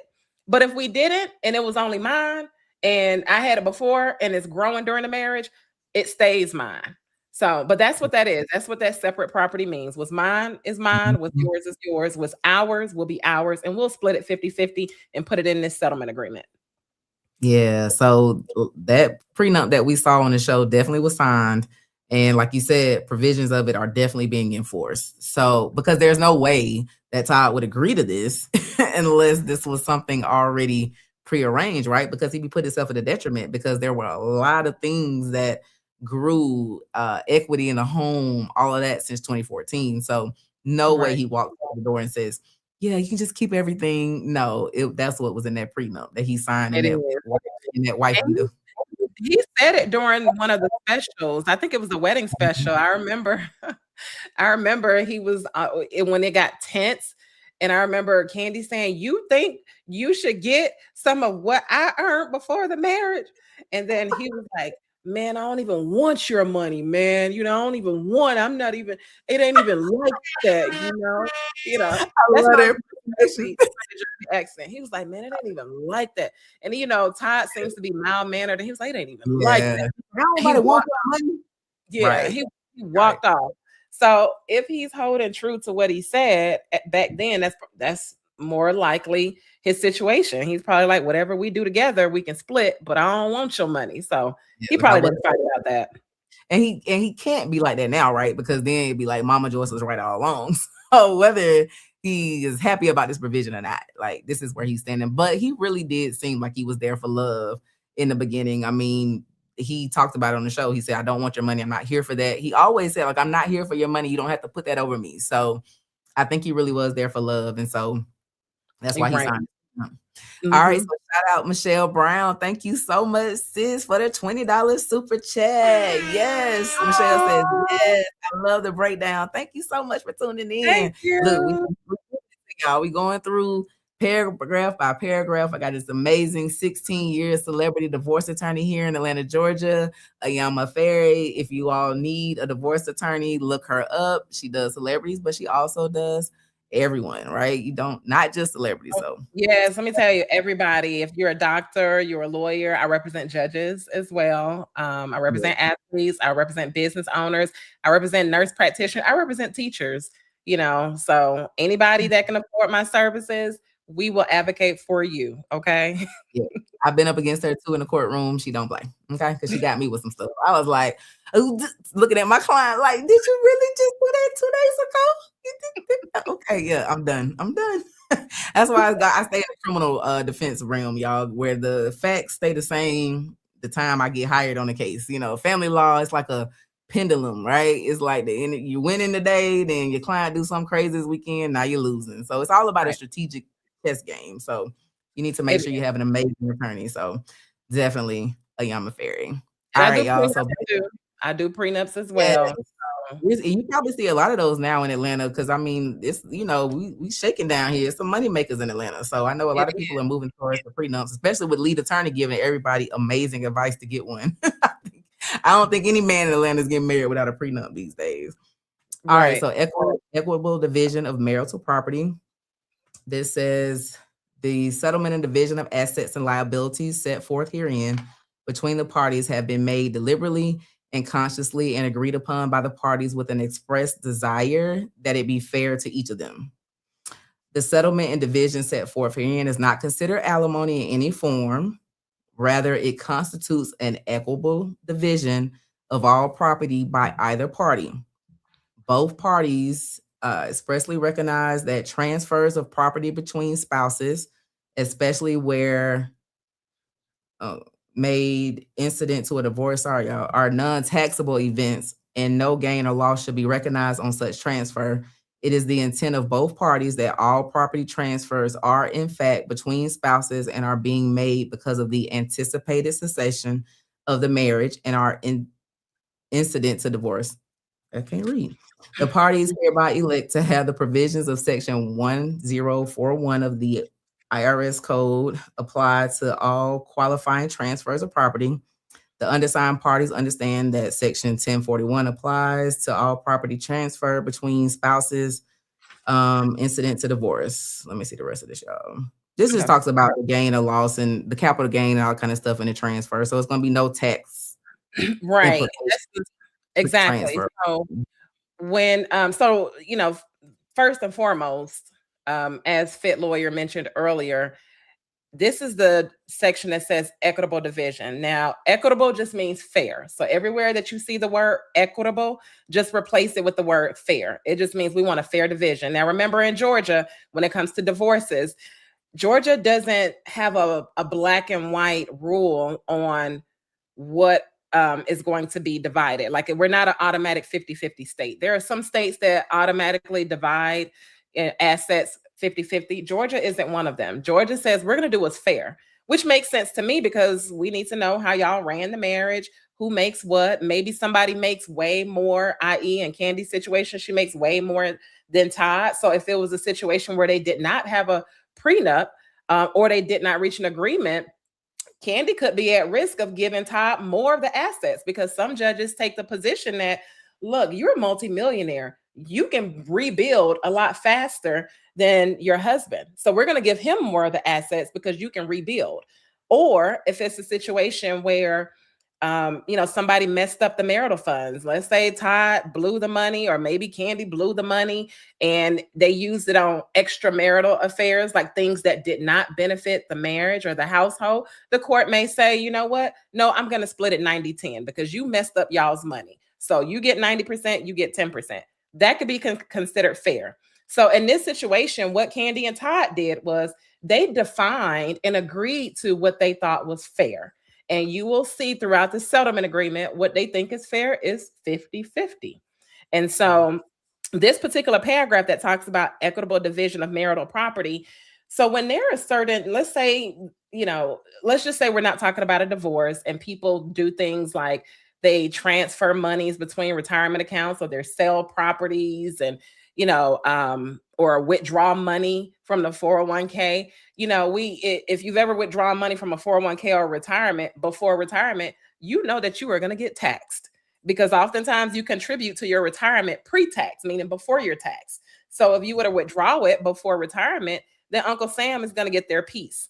And so when in a divorce type of situation, sometimes there's language in there that says, you know what, you give me 100,000 from your 401k, you give me 50,000 from your retirement.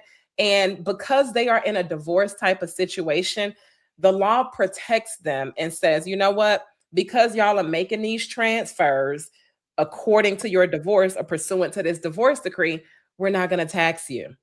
So even though they're not making any transfers from the retirement because they made it clear, my retirement with my name on it is mine and yours is yours. Even though they're not doing that, they still have this default language just in case, that says, you know what, we're going to agree that because we're divorcing, we're not going to be subject to all these taxes because the law gives us a break. And I believe there's like there are no tax penalties generally when you're transferring retirements from account to account, but I'm not an accountant, so that's my disclaimer. But generally, when you're transferring it, there are no penalties when it's being transferred in accordance with a divorce decree, because if the court is ordering you to do it, it makes sense that they'll give you a break, So anyway, that's basically what that paragraph says is we want everything to be fair. We think fair is 50-50. You'll see that later. And we agree that this is because of our divorce, so we're not going to be taxed. And can you hear me? No, my sound went out. I can hear you. Can you hear me? Can you hear me? Yeah, I can hear you. I can't hear you though, because I plugged up something. Hold on, y'all. I don't know what I just did, but you can hear me. I can hear you loud and clear, but you can't hear me. We're gonna keep going because I can't hear myself. I plugged in something. Can you hear me? It's over here doing too much. Can you hear me? I guess you can't. In something that is. Somebody say we hear you both. Okay. Hearing but then myself. you can't hear me, so you don't know that I'm saying you can hear us both. Okay. Okay.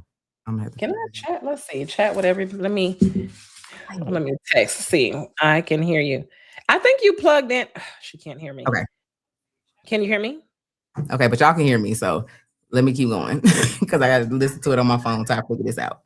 All right, so let me go back to the documents. Can you hear me though? We are on the vehicle section. So on this section, this goes over who was awarded what vehicle. So like we said, some stuff got blocked out. Thank you for chat, but let me know y'all can hear me. So some stuff got blocked out, but some stuff is still in here. So when it comes to the vehicles awarded to Kandi are a 2022 Bentley SUV, a Cadillac Escalade, a Ford F-250 pickup truck, a Porsche Cayenne SUV, and a 1963 Chevy Camaro. So Kandi shall be solely responsible for all expenses associated with the vehicles that are awarded to her.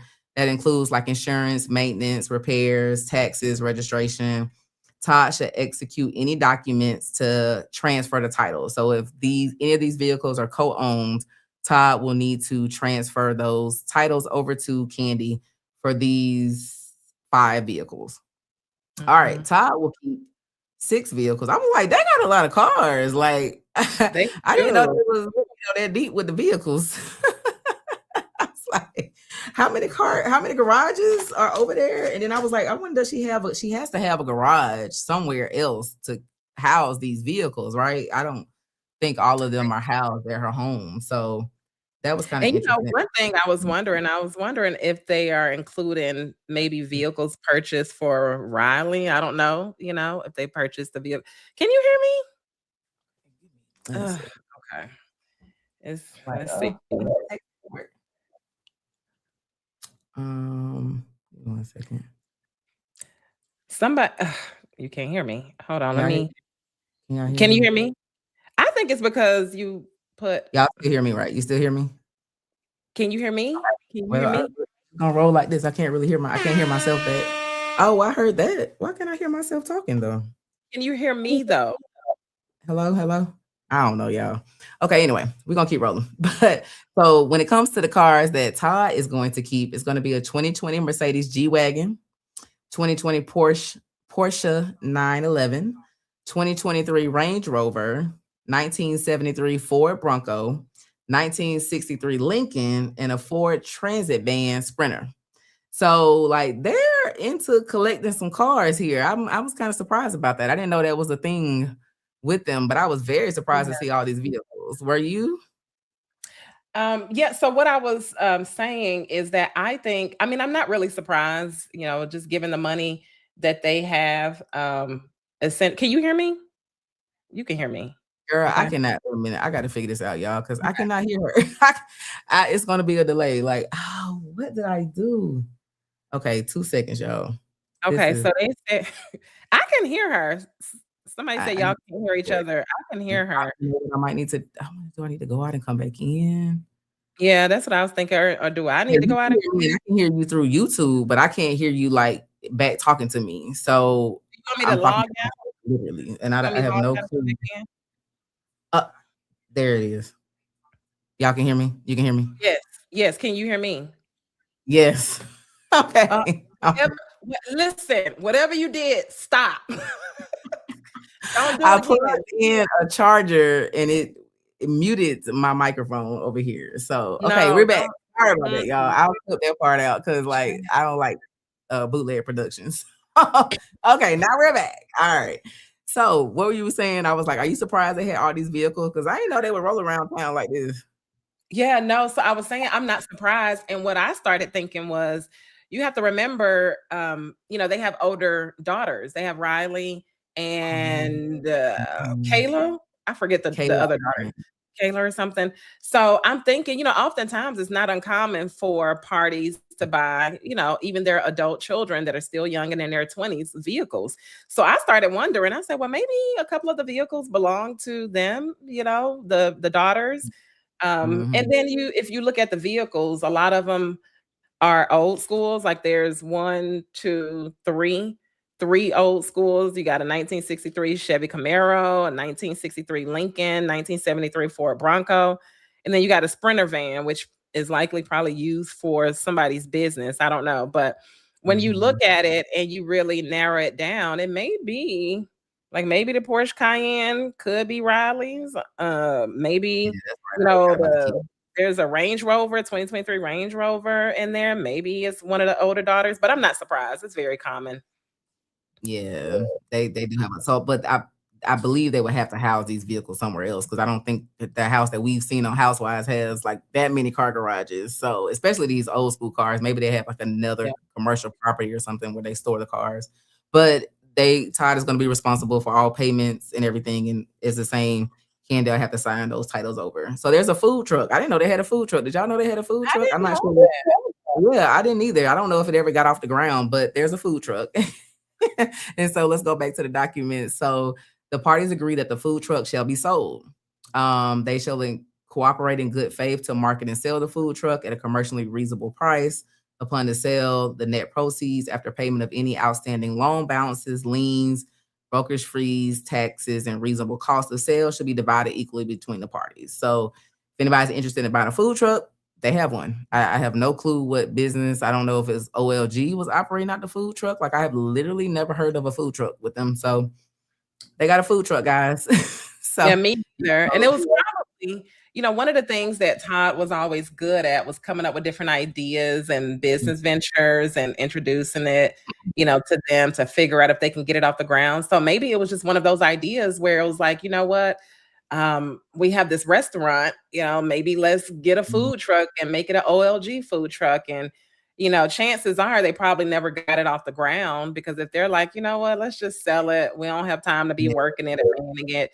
That's probably why they decided to sell it. They probably just never got it off the ground because I haven't heard about it either. So. Yeah, me neither. And we're here in Atlanta, so I would think we would have heard about it or seen it somewhere out. But like you did mention that Todd would come up with a lot of business ideas. And I don't know, like I word on the street, that might have been a source of contention a little. I don't know, because he was kind of described as a serial entrepreneur, right? Kandi would say you start a lot of stuff, but you don't finish things. You got so many new things going on. It's kind of hard to come back around. So maybe this was one of those things he kind of started and just didn't finish. So anyway, they're selling the food truck. All right, so the 50-50. And splitting it 50-50, right? Real property, and as we said, 50-50 is not what the law says is was fair, but this was a consent agreement. So this is how they felt fairness existed. All right, so real property, and now we're going to get into the blackout thing. And I guess that's just they're keeping us out of the business when it comes to the assets that they're dividing, is the property assets. All right, so the parties mutually consent and agree that the marital property identified herein shall be equitably divided between them, and it is their express intent that the value of such marital property be divided equally unless otherwise specifically set forth in this agreement. The parties acknowledge that they have fully considered the nature and extent of the marital estate and agree that the division provided herein represents a fair and equitable allocation of the marital assets and liabilities. Each party affirms that this decision is intended to fully and finally resolve all claims for equitable division arising out of the marriage. And so we've been talking a lot about like cars and stuff like that, right? But you still have to divide the debts because whatever debts you get in this marriage, they have to be divided. So they have come up with that in this agreement as well. So the properties that are awarded to Kandi, she shall retain as her sole and separate property all right, title, and interest in the following real properties, free and clear of any claims by Todd. Is blacked out. We already know that one house that we've seen that she's had. I think somebody, Cheryl Lee, was saying in the chat that she bought the house in 2011. So I'm sure that's one of the addresses. And it's probably some other business things that she had prior to Todd, right? Because she's already been an entity. She was an escape. She was already had multiple businesses. Candy Coated Nights, I think that's the name of her candy coated. She has a show. She has the sex toys that she sells. So I'm sure those are the type of things that are listed in this blackout part. Todd has properties and interests that are solely left to him. We don't get to see that either. Those things are blacked out. Vacating of properties. So everybody's been talking about this forever, right? When does Todd have to get out? When does he have to get out the guest house on Kandi's property? Well, respondent, who is Todd Tucker, shall vacate the commercial property located at whatever this address is within 10 business days of the execution of the settlement agreement. Now, when they say commercial property, I'm thinking this is probably like their office, right? Probably wherever they conduct business. He has to go. So he has 10 days from the execution of the settlement agreement. And then as far as the guest house located at, everybody knows where it is, 15 days after execution of the parenting plan. And now we are not looking at the parenting plan, but I have that document because I want to know what's the date on it. Do you have that? Parents? Oh yeah. Let me look at this. So yes, can you hear me, Fit? Yes, I can hear you now. Let me tell you, I was over here just talking and I was on mute and I didn't realize it. We're gonna get it together. So one thing while you're looking for that, I wanted to point out again, going back to my theory that and strong belief that there was a prenup, but it was not enforced because they changed some provisions to it and probably reached this new settlement. To further add to that, this section 10, real property. When we say real property, what we're talking about, y'all, is real estate. That's what real property means. If it's that personal property, we'll be talking about the vehicles, furniture, that sort of thing. So real property means real estate. And then if you look at this paragraph, it says the parties mutually consent and agree that the marital property identified herein. So when you say marital property, it didn't say separate property, right? So remember, we had the other section earlier that said separate property. You know, the things I had with just my name on it, that I brought to the marriage, the things you had with your name on it, that's our separate property, meaning it's not marital. This particular provision uses the word marital property over and over and over. So this tells me that one is definitely some properties they have together. And again, because the prenup is not enforced, maybe they threw in her premarital home and still considered it marital because of the increase in equity that has happened over the last 12 years, because that increase in equity would be considered marital. Maybe they threw in any properties he had beforehand, if he had any, I don't know. But the fact that this section says over and over, I think I highlighted it 1, 2, 3 times, probably more times, at least 3 times says marital property. We're talking about things that they both agreed that we're entitled to jointly to figure out how we're going to divide it. And so that last sentence indicates the last sentence before A, it says each party affirms that this division is intended to fully and finally resolve all claims for equitable division arising out of the marriage, coming out of the marriage. So that's why I think, you know, just reading context clues, looking at the language that's carefully used by these very experienced attorneys, that we're talking about properties that they both agree, if we go to court, because the prenup is not enforced, it's up for grabs for both of us. So yeah, her marital home, her premarital home may be listed there. I'm sure it is. But they just wanted to make it clear, you get this and I get that. So, and I did look at the parenting plan. I wrote the date that he has to get out. He has to get out April 8th.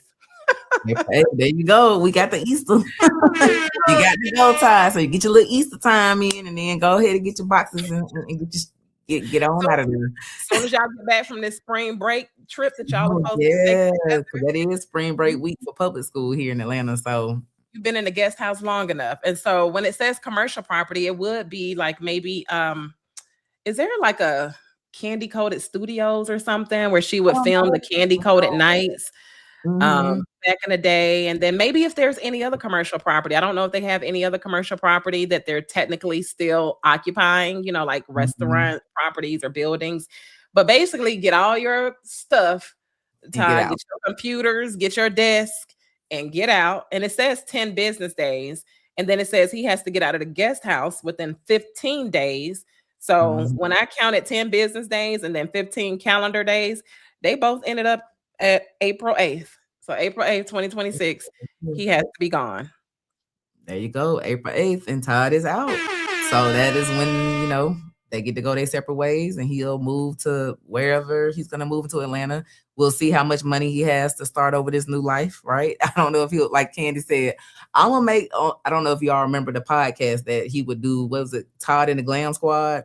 And so it was one episode and they kind of had this discussion. It was so weird rewatching the show now because he would always throw out these hypotheticals that fit their marriage. But she was like, you know, I wouldn't, you know, you're going to get out of my house. I will make sure you straight. I'm going to make sure you can get a house that's going to fit what you can afford the upkeep on. I remember that. I remember that. And that's kind of like about what she gave him. He'll be able to go get something that he can afford the upkeep on. So that's in our next paragraph. So let's go back to this agreement. Equalization payment. And before I even go into it, explain to the people what an equalization payment is. Yes. So going back, y'all remember they agreed that what is fair or equitable, what is fair is 50-50. So when they are dividing everything, they want to make sure everything that Kandi is agreeing to get is valued equally with everything that Todd is agreeing to get. And so in this instance, this is under the paragraph that deals with real property. So that's all we're talking about here is real property. We're not talking about the vehicles. We're not talking about any other assets. We're just talking about the properties. So when it comes to all the properties Kandi gets to keep and all the properties Todd gets to keep, you want to make sure that the value of them equal out. So in this instance, let's just say, before we look at the numbers, because it'll make sense once we look at the numbers. Let's just say, for example, that Kandi, the value of Kandi's properties all equal 3.5 million.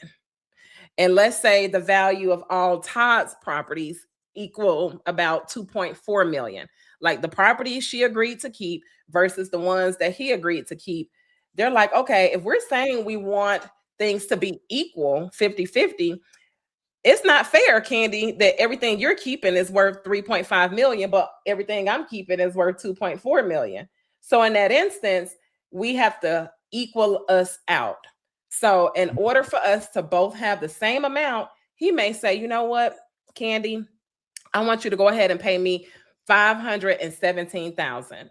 If you take your 3.5 million, pay me 517,000 or 500,000 and some change, then my 2.4 million ends up being 3 million and your 3.5 ends up being 3 million. So now we're equal.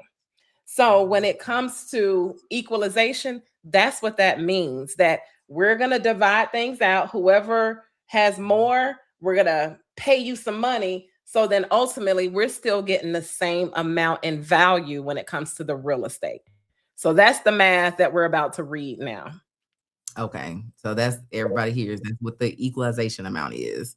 And so that's our next section. Let me pull that up. And so the parties agree that an equalization payment in the fixed amount of $517,500 is necessary to effectuate an equitable division of the real property awarded herein. So $517,500 is how much Kandi is being asked to give to Todd to equal things out. However, the next sentence states that the parties further expressly acknowledge and agree that Todd's $91,111.23 share of the OLG2, which probably is the location that Peter Street was the first location. I think 2 was that Camp Creek. I think that was like a I don't know which was which, but yeah, it's probably one of the locations. Lease termination fee is set forth in section, B.A. herein shall be credited against and deducted from the total equalization payment owed by Ms. Tucker, which will leave him with $426,388.77. So they're breaking the lease for OLG2. I believe Peter Street was their first location. So OLG 2 was wherever that second location is. They're terminating that lease. To do that, it's $182,000 and some change. So they're splitting that equally. Todd's amount will come from what Kandi has to pay him, and therefore he's left over with $426,388.77. So it is not a $2 million cash payout. Now, the $2 million really could have come from people adding this number to whatever the value of the real property that he's getting is. Maybe they added all of those assets, but we'll never know because it's blacked out, right? No, yeah, I think that where the $2 million came. Because they also said that he had got custody of the kids, and we know that's not right. So $2 million, I don't know where people made that up. I think it was just a rumor. I think it was just a rumor because it came out well before the parties even submitted the documents to the court. So I'm like, but I know that's why we'll let that. I gotta wait till I see the actual documents. Right. And so when it comes to this equalization payment, so usually with commercial leases, usually they're like 5-year leases, 10-year leases. And when someone breaks the lease early, oftentimes the landlord is like, no, if you break the lease at year 2 and you're supposed to pay me $10,000 a month, I may not be able to lease out this commercial property for the remainder of your lease. So I'm going to charge you the balance. So whatever the balance is of your monthly rent for the rest of your lease, that's what I want to charge you. Sometimes the contracts say that. And so it sounds like they got themselves in a situation where they were like, you know what? Let's just break it. We'll pay the lease termination fee. It's no point in, accruing this expense. And so, yes, I believe it was probably $180,000 and some change.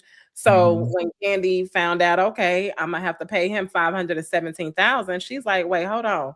You got this debt over here that you're gonna have to pay. So, and then oftentimes as lawyers, what we want to do is we want to try to minimize as much out-of-pocket money that our client has to pay the other side, because you don't really want to, when they're paying the other side, they're paying them liquid cash. So you don't want to liquidate all of somebody's cash that they have on hand. But nonetheless, in this situation, what Kandi is saying is like, look, we got this debt over here.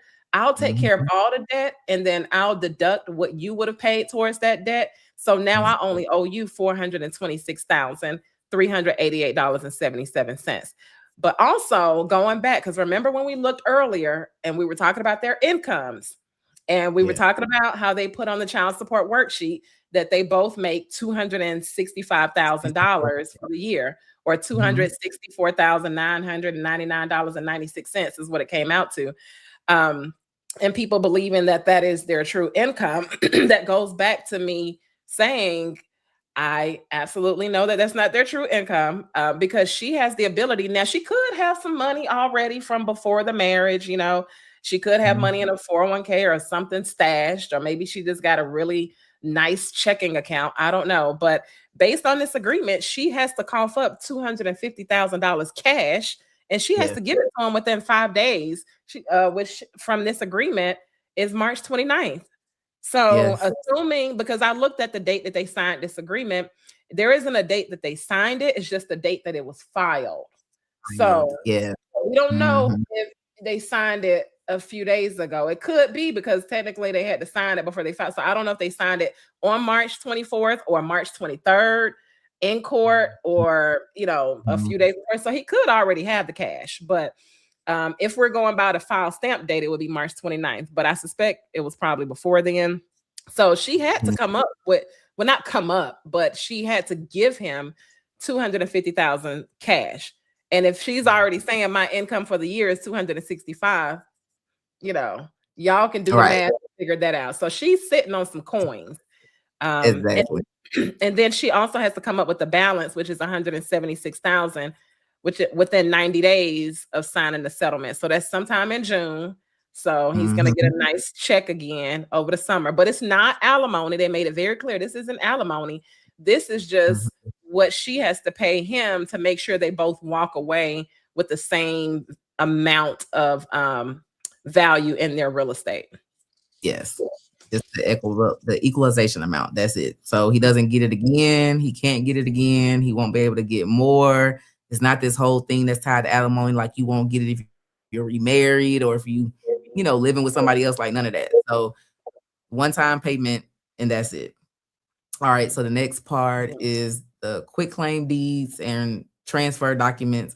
They're saying the party should execute any deeds, and this is stuff like transferring real property to each other within 5 days of execution of the settlement agreement. And you're right, I was looking for the date that they signed it, and it's not listed on this document. So it was announced to the court a week and a half prior, right before the 23rd, that they had reached this settlement agreement. So if they're moving off of the date that they actually signed the documents themselves, all of this stuff is probably done already, right? He's probably already got his first payment. He's probably already packed up the boxes. All of that stuff could have already been done because all we have is the file date, as you said. The same thing goes for the mortgages. They have within 30 days, each party should take all steps necessary to remove the other party's name from any mortgage, note, loan, line of credit, or other debt obligation. That sounds easy, right? But it's not necessarily always as easy with a mortgage because you don't just get the quitclaim deed yourself off a mortgage. You have to refinance that property, refinance that mortgage or loan into your own name if it's a joint mortgage.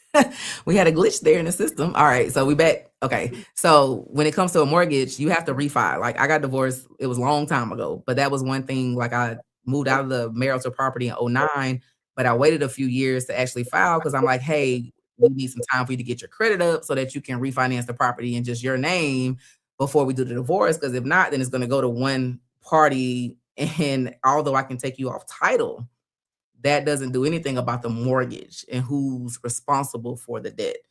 And so while they got 30 days in here, that could take longer if somebody doesn't have good credit. Let me tell you, this is another reason, another indication, because I made my little notes as I put takes money to do this. That's another indication to me that Kandi has money. She has some coins. And Todd too. I don't know who's removing who from the mortgage. My educated guess is going to be Kandi if they both purchase something together with both their names on the mortgage. I don't know, but it does take time because you got to get your credit right. You got to move things around financially. You have to show, some serious income, and you have to be able to either assume the loan solely in your name. Meaning their name is removed and you just step into the loan and you end up, paying it. You just take over like, you didn't skip a beat, or you have to refinance it, like you mentioned, where you remove that person's name and you refinance and have your own loan. Both of those situations do take time, except when somebody has good credit and they have the coins, it can be done within that time frame. So I don't know how many properties they may, and it could just be a default provision, right? Like maybe it's just a provision in there that they have just in case. But because they have a specific section and is numbered or lettered F and it's underlined, bolded, and it says mortgages, that tells me some of those properties have some loans on there. There are some mortgages. And it's probably the properties that Kandi is keeping because she has to refi. My guess is she is the one that has to remove his name within 30 days. And so it takes money to do it. I'm sure she has it, and I'm sure she can make it happen. And then again, like we mentioned earlier, they've been negotiating this since since last year. Yes, since July.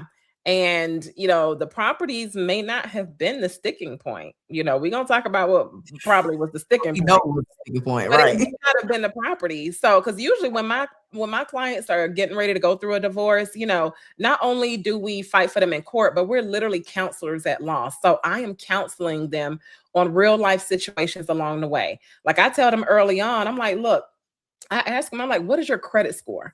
Because you can't say you want me to fight for this $500,000 excuse me, $500,000 house, and it's in your spouse's name, and you're making $60,000 a year, and your credit score is a 500. It's not going to happen, So I educate them like this is what you need to do. So if they're in a position to take over the loan, I tell them go ahead and talk to a mortgage lender. figure out what you need. And then while this divorce is taking a year, start getting yourself positioned. So then when we get to court, if your spouse doesn't agree to give you the house, we can show the judge, look, judge, she's already qualified. She's already qualified for a $600,000 loan, so she can take it over. So give her 90 days or 6 months to take over and buy him out and pay him whatever she needs to pay him or whatever the case may be.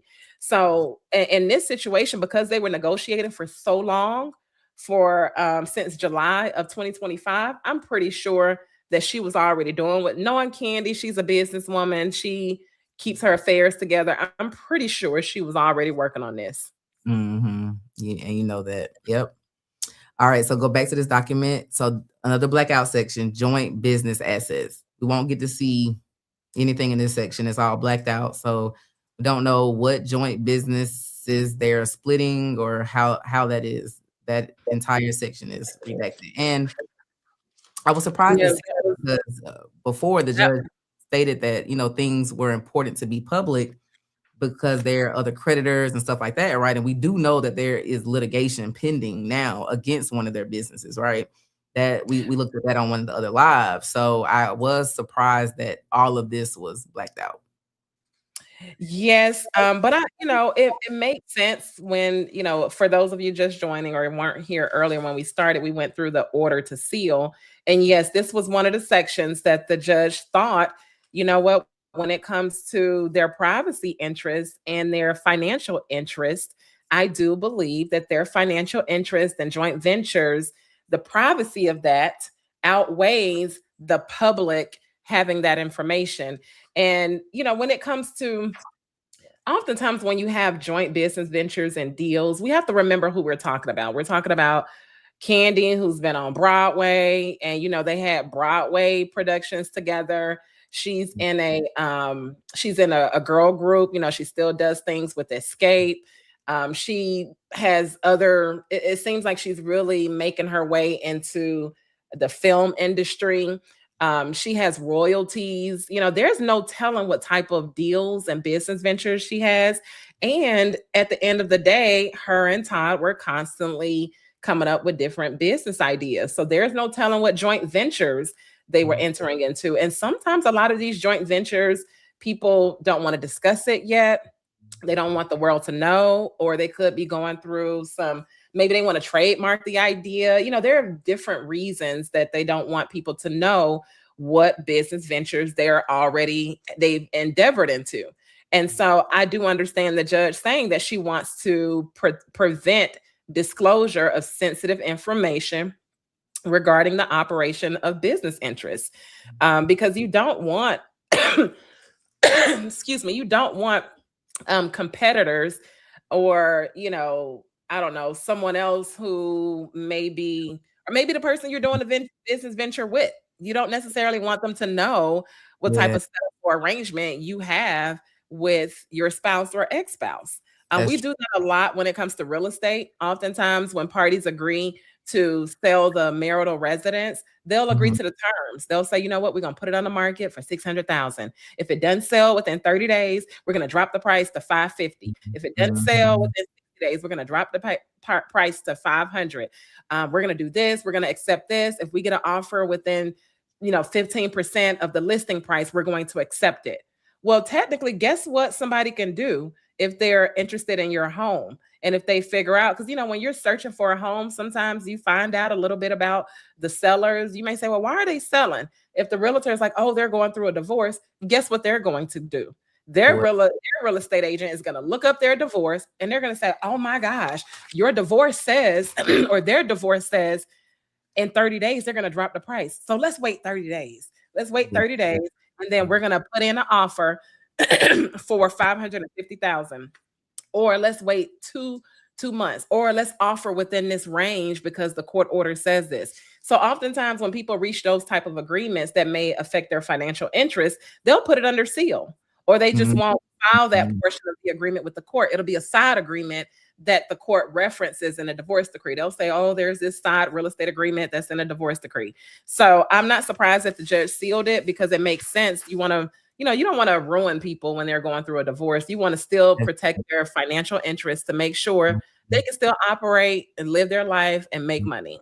You're right. And it, like you say, it could be some trademarks because those take months to get. So it could be some stuff that hasn't come out yet, right? Maybe they're working together for the kids. So maybe they could still have some business ventures that they're working on or will do together or whatever. And we just don't want to know yet. So great points on that. All right. So section 12, other joint properties. So this is when they get into kind of some sticking points about stuff that they had to take a couple of mediation sessions about. All right. So the first one is the American Express membership reward points. When I saw this, I was like, I know that's right. Like, y'all know how much we can do with those points. Like the Sky Miles, but Delta, you can get plane tickets. They like, look, we're gonna equally divide our MX points. I was like, look, that's what people don't understand. Those things are valuable. They are. One of the things, let me tell you, and I'm gonna tell y'all a secret because I know, for those, and again, you don't even have to be a celebrity or a high income earner.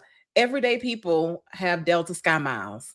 Yes. And you can accrue some Delta Sky Miles, and there's some value to that. I had a whole divorce where the couple fought over the Delta Sky Miles, but it was a lot of Sky Miles. Like literally with the Sky Miles, they could take a couple of international trips and not pay a dime. So we were in mediation for 14 hours. It was my longest mediation ever. We didn't talk about Sky Miles the whole 14 hours, but we spent a good amount of time fighting over the Sky Miles. So I tell people, look, when you're going through a divorce, don't leave anything on the table. If your spouse has some Sky Miles, you're going to need Sky Miles. Listen, you can ask for your spouse's Sky Miles, and your spouse can ask for your Sky Miles and any other perks and benefits. So that's a little, that's a little cheat code right there. Put my Sky Miles in my prenup. I got to add my Sky Miles in my prenup. Okay, so fighting over the MX. So they're going to divide that equally. The party in possession or control of the account shall cooperate fully and in good faith to transfer the points, and they have 15 days from the time this is entered. So they ain't wasting no time on the Sky. Like, give me my points, 15 days. All right, the Atlanta Hawks tickets. Now, this Atlanta Hawks has like 1, 2, 3, 4 paragraphs these Atlanta Hawks tickets. And if anybody's ever gone to the games, y'all see Kandi and Todd are at the game. They have great seats. And this clearly was a sticking issue in this divorce because it's outlined very detailed about what's going to happen with very detailed. I'm surprised that this was, I came to that same conclusion when I read through this settlement agreement. Usually the area in the settlement agreement that the parties fight about the most, and that's the sticking point, it's going to lay it out. It's going to have several paragraphs. It's going to have all kind of contingency language. If you don't do this, then this going to happen, and this is going to cancel, and this. They were fighting about these Hawks tickets, know, and let me tell you, I don't blame them because Atlanta is a whole experience. What do we have? Like Magic City Monday, just the other day, and T.I. performed, like the Hawks games. You have different performers performing during halftime, and you see different who's who in Atlanta walking through. And then when you sit on the floor, it's a whole experience. You see certain celebrities like, 2 Chainz, is there every game because he has seats, a few seats down from me because I'm there too. Rocky, you see how she dropped that little seat, right? Okay. I need to be invited to one of these games now. I need to be going to one of these games and get my outfit. Listen, it is a whole experience. Like, it's real. And then, when you have floor seats, like the food is free, the alcohol is free, the drinks are free, and you just have a good time. It literally is. It's almost like it's like a social hour, a club type scene. Oh, and it just so happened to be some basketball. That's a vibe. I love Atlanta. That's Atlanta. Yeah. So I'm not gonna lie. I can understand why they would be fighting about these hot floor seats. I get it, Todd. I feel you. Okay, Todd was like, look, I'm hanging on to these tickets. So let's go through this 4-paragraph breakdown on these Hawks tickets. So Todd has remitted payment to Kandi in the amount of $38,638 to satisfy the fee balance for the 25-26 season. So he's paid $38,000 for the rest of this season. Kandi will sell Todd the tickets to half of the games for each season, including any preseason playoff games, divisional series, and conference finals, until he is able to acquire his own contract from the Hawks organization for the stated contractual costs. The payments from the Atlanta Hawks fees are traditionally assessed during the month of March, long before the season starts. Therefore, petitioners shall issue an invoice to the respondent on the first of the calendar month. The respondent shall pay the petitioner by Zelle, wire transfer, or credit card. Oops, I am not showing this. Let me go back. Okay. By credit card, by the 15th of each month, no exceptions. If Todd fails to timely pay the monthly fee for the tickets to Kandi, then this portion of the agreement shall be canceled as to the Atlanta Hawks season tickets. Any suspension of access for non-payment shall be limited solely to the games corresponding to the unpaid balance and shall not result in forfeiture of Todd's access to games for which payment has been made. Was like that Okay. was like, dang. Let me tell you how it works. So essentially, there are still games being played for the rest of the season. The last game, I want to say maybe it's April 10th. Okay. If they don't go to the playoffs, they've been doing really good. I don't know if they're going to the playoffs or not, because I'm just there for the social hours. So I don't know. I don't keep up with it like that. I hear it's going well. But so if they go to the playoffs, he's already paid. He's like, look, I already paid for these tickets. I'm giving you your money. You need to give me the tickets and give me half of the games. So they can both split it. So if they go to the playoffs and there are additional games, he's in there. Now, they already know how the Hawks operate, because for the upcoming season, the payments do start in March. And the payments are due on the 15th of the month. And so what they're saying here is, Kandi, you have to send Todd the invoice by the 1st of the month, because it is due on the 15th. So that is why this next sentence says, Todd, you got to give her the money by Zelle, wire transfer, or credit card by the 15th. It literally says no exceptions, because it's due by the 15th. And they have to make that payment every month. But because the tickets are in Kandi's name and that's her account, she's the one that has to give him the notice or give him the invoice, because otherwise he wouldn't know. Okay. But she made it very clear that if you fail to pay the monthly fee, then we canceling this agreement. So she was serious about making sure that he pays this ticket fee on time. And when it comes to him looking for, I guess we're about to get there in a second about the seats. Okay, yeah, I'm gonna let you read the next paragraph. But so tell me how. So you start paying in March, but how many months do you pay? Because I have Falcons season tickets, and their spread is 4 months that they give us to pay. So we pay like a fee in February, April, May, and June, and then they're paid for. So it varies. I think it depends on the plan that you're on. I think the longest plan is probably 10 months, but I do think they have some other plans. So it depends on the payment plan that you select. Okay. All right. So next section, let me go back to the docs. So basically, if he misses a payment, he forfeits this agreement, but not to games he's already paid for. So if he gets to like the last couple of months and you didn't pay, if it's 8 games or whatever, you forfeit those games, and then you can still go to the. So Kandi ain't playing about her money about these tickets. Like, she's like, run me my money. Right. You're not benefiting off of my tickets anymore. Right. All right. So paragraph 2 says, additionally, Todd must make a good faith effort to acquire his own contract from the Hawks during this period. If he fails to accept or make said purchase of his own contract, if offered, then he will forfeit this arrangement as to the right to purchase and access Kandi season tickets under this stated agreement. So is it like a limit? Like, are the floor seats like they sold out? Is that the okay? So it's a hard thing to get. Yeah, I think that's what it is, and that's why they put it in here. Like, but I'm gonna let you read the last stuff, and then okay.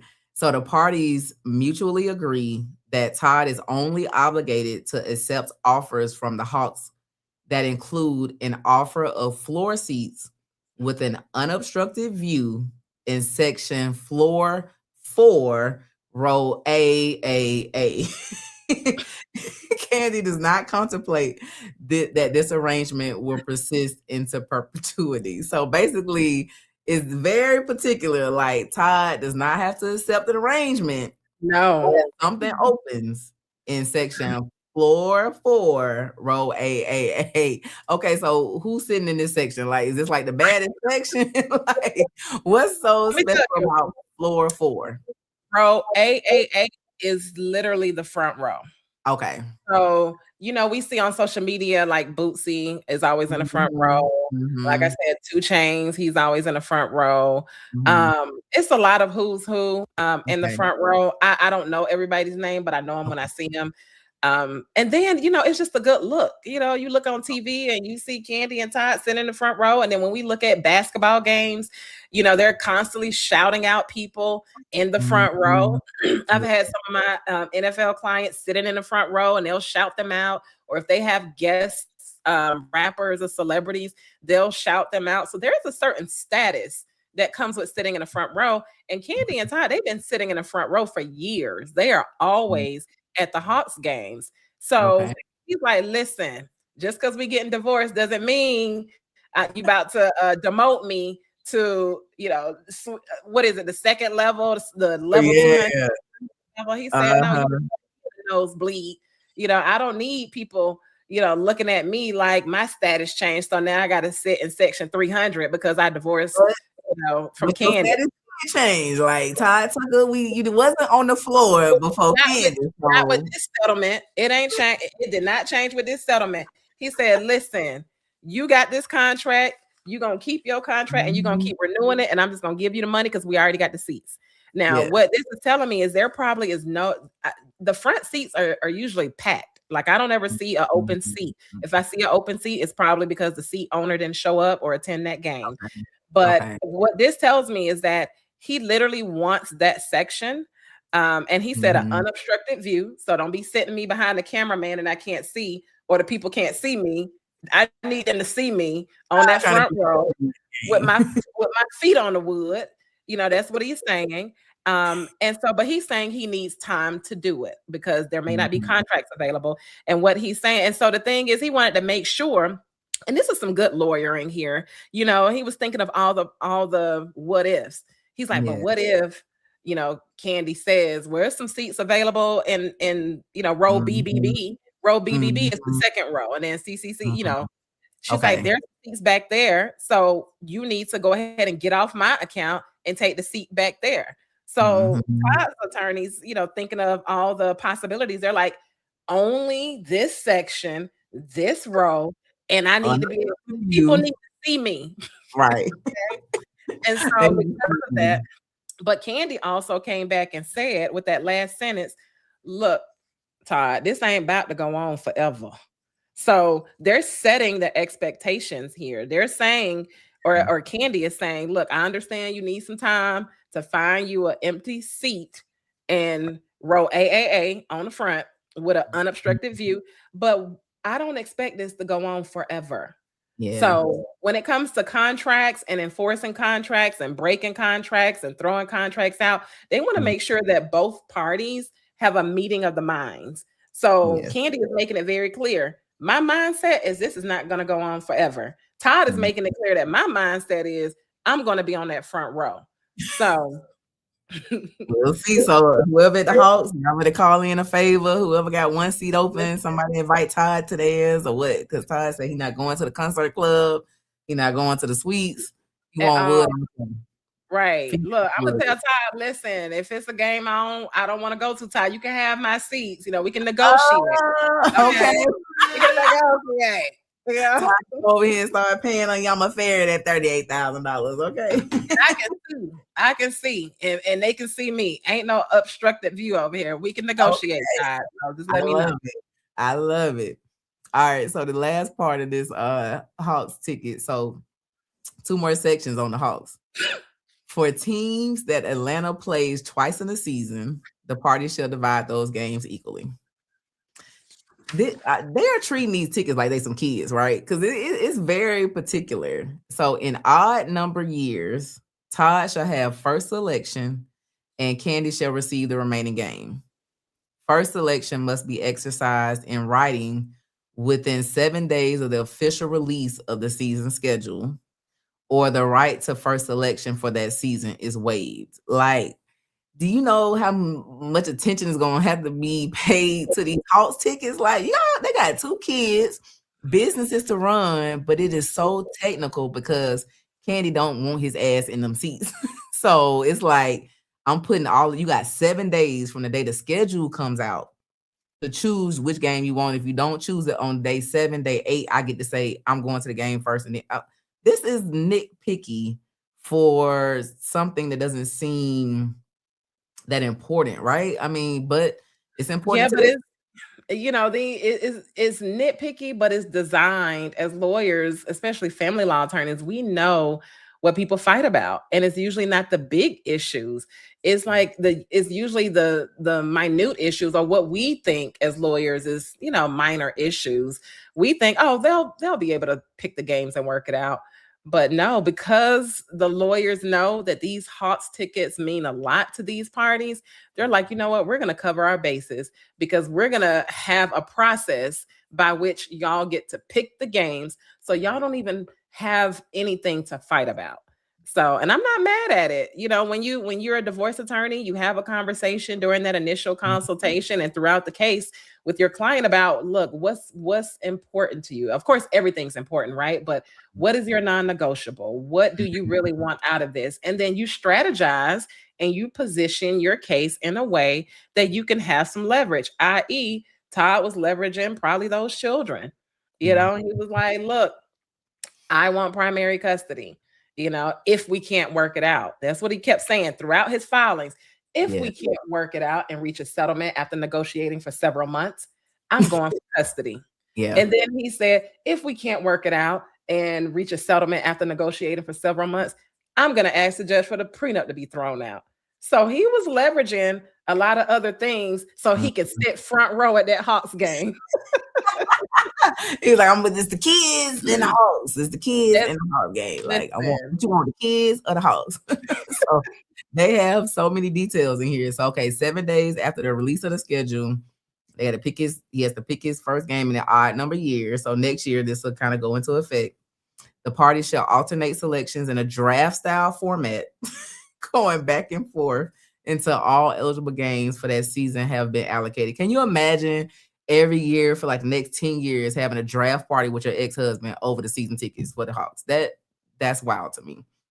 Once the party with first selection makes their initial choice, the other party shall make the next selection, and the party shall continue alternating until all such games are divided.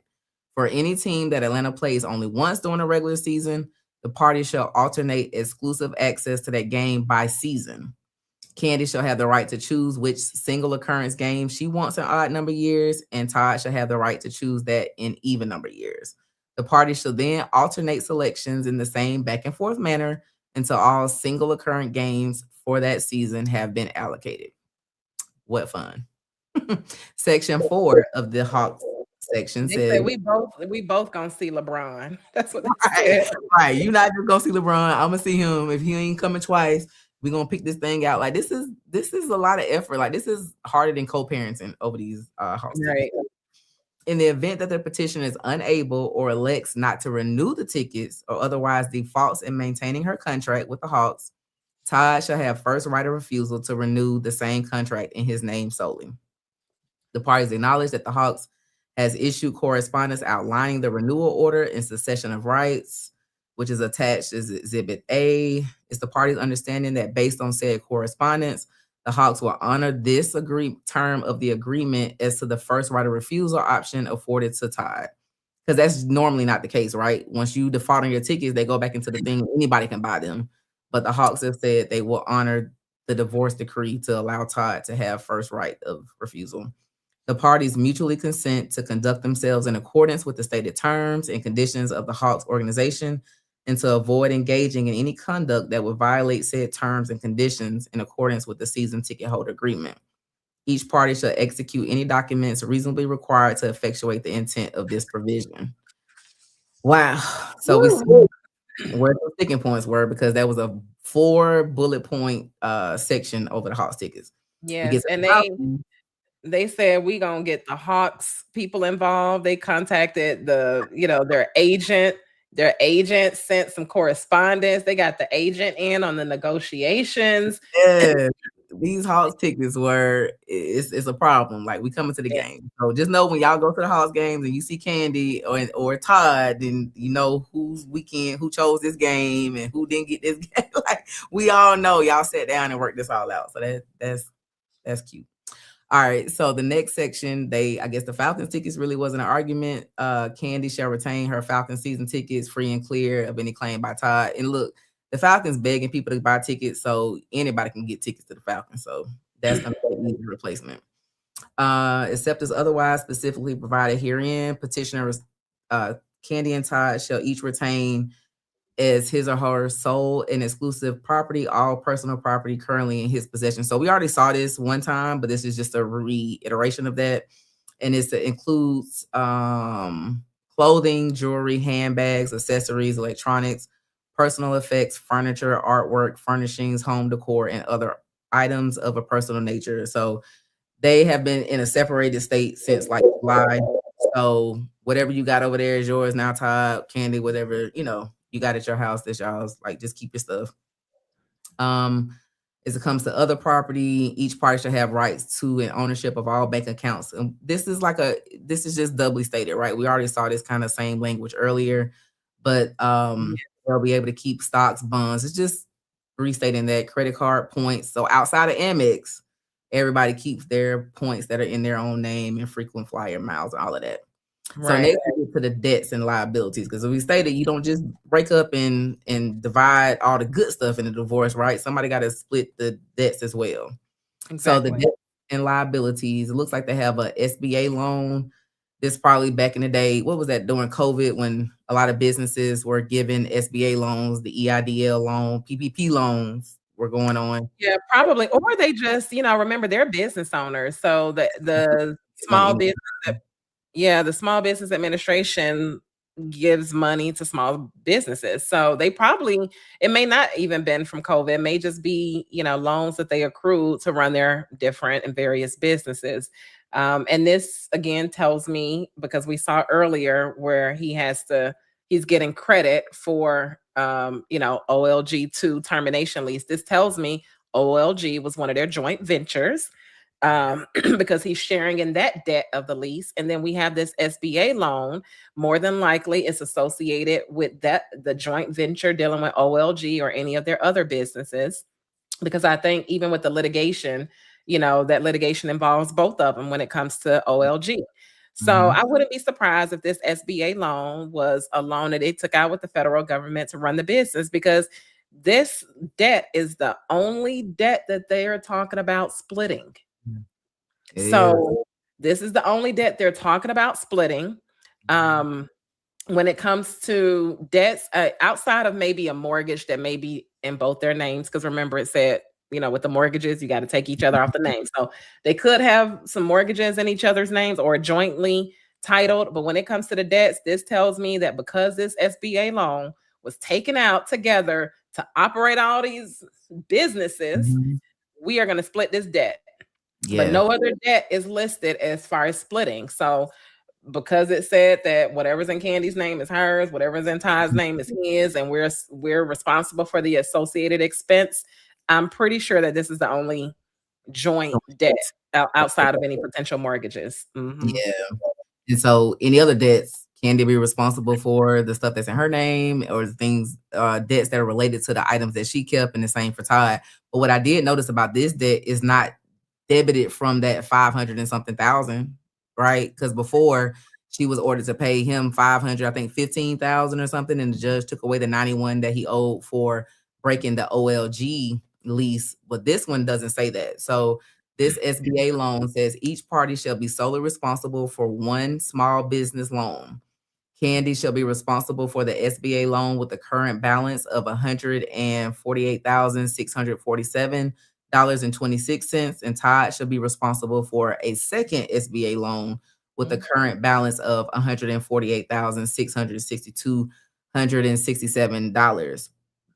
Right. Each party shall satisfy the full amount of the loan assigned to him or her within 12 months of this agreement and shall indemnify and hold harmless the other party. So this amount isn't deducted from anything. So I guess out of the $426,000 that he's going to actually get, he has to pay $148,000 in a year. But he made $264 per this child support addendum, so he got it. He got it. If that's true his income, he got it, right? He got it. That's another sign that, of course, they just assigned themselves that income based on whatever formula they came up with. Like I said, I think it's W-2 income that they pay themselves. That's why they mentioned $22,000 and some change a month. But that's another indication that they have coins. They have the money. They did what they had to do to make the settlement agreement work. But when it comes to the debts, when you have a SBA loan, you're dealing with the federal government. They do not play. They want their money. And so when it comes to let me not say little landlord, but when it comes to the landlord with OLG, we can play with them a little bit, you know. So yeah, Todd, I'll take on your portion and I'll give you credit for the coins that I have to pay you. But the federal government, I'm not playing with you. They're not playing with us, because if you don't pay those SBA loans or federal loans, it can really make your life difficult. And you know, the SBA loan, it probably doesn't have to be paid off for some years, depending on the term of the loan. Right. It could be some years depending on what term they're in. But because they don't want, you know, I think it's in both their names.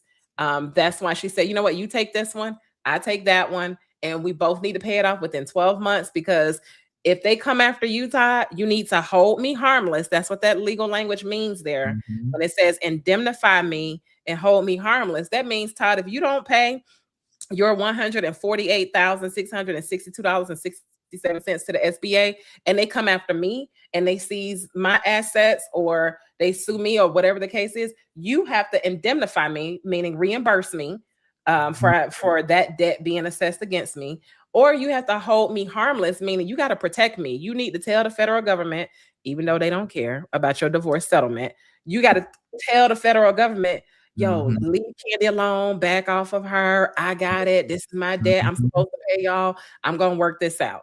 That's what hold harmless means. And Kandi has to do the same thing. She has to pay her balance off within 12 months. So not the IRS, but the federal government doesn't come hounding Todd about that SBA loan. And if for some reason they snatch up Todd's cars or, you know, one of his real estate properties because of that, she would have to indemnify him or reimburse him that debt that she was responsible for. So that's typical language. They laid it out clear, but they obviously had this debt tied up together in some of their businesses. Yeah. So that's about $12,388 a month if they're going to pay that off in the next 12 months. So like you say, clearly somebody's making more than $20,000 a month because, you know, this will be eating up those funds if that's truly the amount. So that's the go back to the agreement. That is the SBA loan. And the only other thing listed here is, except as otherwise expressly provided herein, each party shall retain and be solely responsible for any and all debts, liabilities, or obligations titled in his or her own name, and shall indemnify and hold the other party harmless therefrom. Any subsequent debts, except as set out in this agreement, Kandi and Todd shall not at any time hereafter contract any debts, obligations, or liabilities whatsoever for which the other party or his or her property or estate shall become liable and answerable. So basically, we're divorced, so you can't go out here and get any more loans connected to anything related to Kandi. Right. And Kandi wouldn't have a reason to do that for Todd, but vice versa. Like, don't use my name to secure any loan to finance any future businesses or anything you have going on. We're done. Now, the rest of this document, we don't really have to go through. These are standard paragraphs, right? If there's any undisclosed liens, then you're going to have to hold, you know, each party is going to be solely responsible. You have tax liabilities. Then for the 2025 tax year, they're saying each party shall file their own individual federal and state income tax returns for the 2025 year and all subsequent. Can they do that even though they were still technically married in 2025? Yeah, they can file married separately. Okay. So, yeah, so for 2025, what they're saying is we're just not going to do a joint return. And a lot of spouses do that, especially when they have a prenup in place. A lot of them will not file joint tax returns depending on the language of the prenup, because it's like, okay, if we file this joint tax return, we may be jointly responsible for any debt that we may have to pay. So I would suspect that they've been filing taxes maybe separately, but maybe they're filing it still married. We're legally married, but right, but separate. we're filing it separately. Mm-hmm. Okay. And then this paragraph here is just tax advice saying not the attorneys aren't tax experts. So yeah, that's the disclaimer. Yes, because come back and get us now. If some tax, hey, look, if we told y'all to do some of this agreement and the IRS come after you, don't come back over here because we're not tax accountants. We're just the lawyers. We don't do math. Yeah, always consult an accountant. Always consult a financial advisor when you have money at stake and you're trying to figure out whether to take money out your retirement and pay something off, or when you're trying to transfer money, or anything that you're wanting to do. Always talk to your accountant first, so you understand how it can affect you financially. And certainly talk to any financial advisors that can explain to you how your retirement accounts or investment accounts work as well. So that's the disclaimer. The lawyer said, look, if I didn't give you any tax advice, any tax implications, it's on you. On you. Yep. 18 is a waiver of discovery. So within any civil suit, but also with divorce, once they're filed, they could have exchanged discovery, right? They could have sent each other discovery requests where they were asking questions like, Todd, give me your tax returns for the last 10 years. Give me your bank accounts. Give me your cell phone records. Give me they could have done that, but they didn't. They worked out everything together. So they're basically waiving discovery because we didn't go through all of that. We worked it out. That's another reason we don't see the proof of this monthly income. Right. And then also when it comes to prenups, remember they have a prenup. It wasn't enforced because there was no language stating that it was enforced.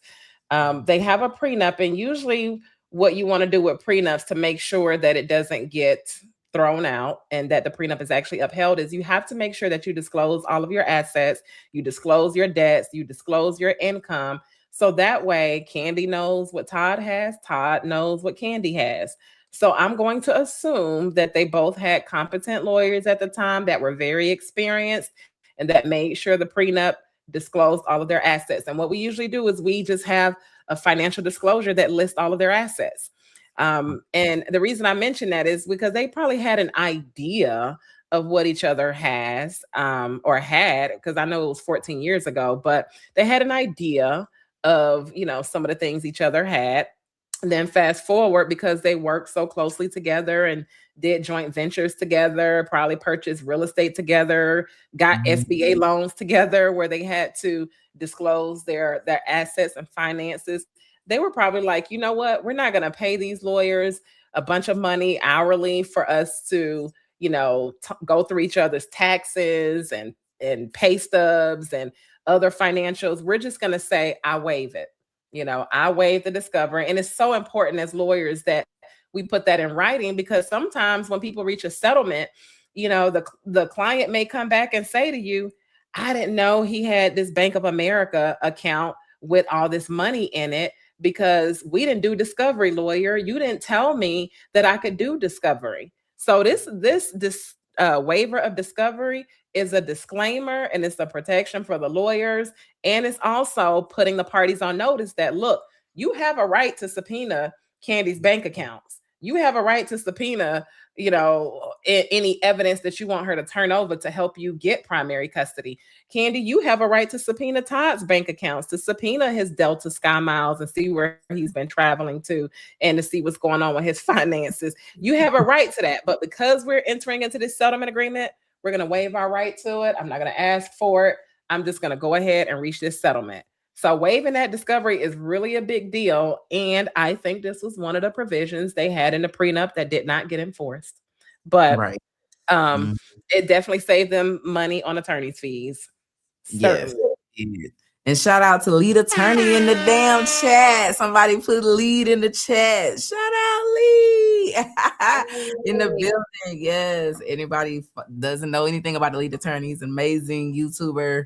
One of my my only YouTube mentor, like one of them, like I got others, but Shout out Lee, gave it a TLA effect.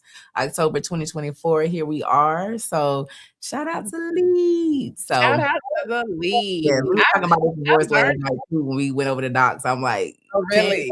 Todd only walked away with like less than $500,000. I mean, he got some cars and he got some house. You know, he probably got some property or something, right? But listen, he walked away with 50-50. He walked away with 50-50. You know, because that equalization payment was to get them on the same level. So he walked away with 50-50. Like I gave you 500 and something, but I took back 91 for OLG. Then I took back another 100 and something for the SBA. So I really left you with like 300,000.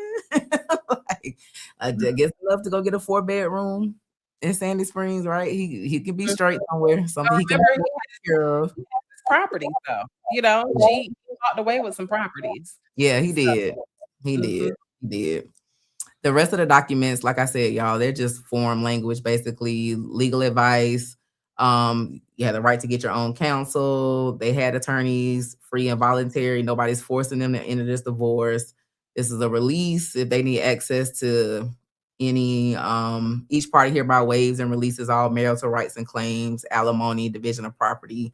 So basically, y'all are with this agreement. Also, someone here says years before. Oh, I wanted to go back for a second to paragraph 19. Okay. Okay, attorney's fees. Oh, yeah. So, you know, when in Georgia, when it comes to attorney's fees, literally the law says that both spouses are entitled to legal representation. They are both entitled to have a lawyer, because generally when you look at the marital assets, it's like, okay, it's not fair for, you know, my wife, I'm just going to, you know, say Kandi in this example. It's not fair for Kandi to have a lawyer, but then I can't afford a lawyer. So let's say if we did not have a prenup involved, which was not enforced. I'm going to keep saying that. I'm going to stand on that. That prenup was not enforced. But let's say there was no prenup involved. In your typical divorce, the spouse that has more of the assets or has access to more of the money in the marriage, essentially that spouse can be ordered by a judge to pay over some money so that their spouse can also hire an attorney. And the reason being is because it's both of their monies. You know, the money that you earn during the marriage is both of your monies. And I drill this into my clients' heads over and over and over, because people assume that my paycheck is just my paycheck. No, that is not the case. You know, if you are working at, I don't know, Piedmont Hospital, and your spouse is working at, you know, a middle school as a teacher, the checks that you all both make, regardless of whose name is in, it belongs to both of you all. So when you're going through a divorce, it is not fair for one person to be able to afford a lawyer to fight their spouse when they are using marital funds to pay that lawyer. And so in this situation, most prenuptial agreements will have in the prenup that each person, generally it says each person is responsible for their own legal fees, especially when they're waiving alimony. You know, we saw in this example or this settlement, they are both waiving alimony. I think that was a provision that was in their prenuptial agreement. And so when it comes to attorney's fees, they're both saying, you know what, regardless of what we really make, regardless of the assets, I'm going to be responsible for my own legal fees, and Kandi's going to be responsible for her own legal fees. Now, I don't know what Kandi's lawyer charges or bills. I'm sure she has a hefty bill to pay. But when it comes to Todd's lawyers, they post their legal fees online. So you can see that Todd's lawyer is billing him almost $1,000 an hour. So I thought that it was a huge concession for Todd to say, you know what, I pay my fees, you pay yours. Because I'm sure, even though the divorce happened, you know, fairly quickly, you know, given the fact that it was just filed in November, even though it happened fairly quickly, I'm pretty sure with all the back and forth, because remember, they started this before we even knew that they were going through this situation. They've been negotiating for several months. And so I know that attorney, they were on the clock for several months. So I'm pretty sure Todd has a hefty bill. And if he hasn't, you know, finished paying his lawyers, I'm sure that $250,000 that he has to pay, or that Kandi has to pay him within 5 days, I'm sure he's going to use that for his legal fees. That's what. So that look, the 517, the 426 is dwindling on down. Lead, I don't know. Lead said Todd ain't make out good in this divorce. I know it doesn't look like, because he's having to pay for his own lawyer. So Randy was at least 50,000. We can just know at least 50. Probably 100,000. 150,000.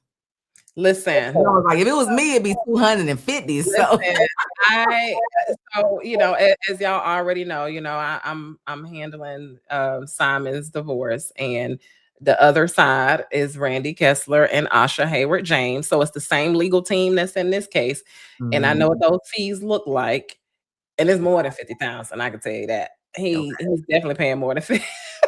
When you start billing, when you start adding up almost $1,000 an hour. It's easily a 6-figure bill. Wow. So the fact that they both said we're each going to pay our own legal fees, I think that is a huge concession. That's probably some language that came from the unenforced prenup, because we've seen other paragraphs in this document that we know came from the prenup, but since they didn't enforce the entire prenup, it's not just attached to the back. So Todd has to pay for his own attorney. So the 426 is dwindling down because we got the 148 of the SBA coming out of it, and then now Randy Kessler's fees. That probably ate up the rest of that. So the 426 probably gone. So, which means they clearly were making way more than $22,000 a month. But we won't go there. Let me go back to this because we're almost done with this document. Hold harmless for wife and husband. We kind of explained the hold harmless before. When it comes to the debts and liabilities and any transfer taxes and all of that stuff, they will hold each other harmless, and everybody's responsible for what's already been outlined. Modification or a waiver of this settlement agreement or any provision thereof shall not be effective for any purpose unless the same is made in writing and executed with the same formality as this settlement agreement. So it won't be a situation where they can have a phone conversation and say, hey, let's amend this, and it stand. It has to be in writing. It has to be submitted the same way. Would the judge have to sign off on any modification to this agreement? Well, no, if they are, because they've already agreed here that, hey, if we want to change anything to this settlement agreement, we're just going to do it in writing. They can just enforce the new, provision or the new agreement, whatever they modify. They can still enforce that through the court. As long as everything meets the requirements that are listed out here, they'll be good.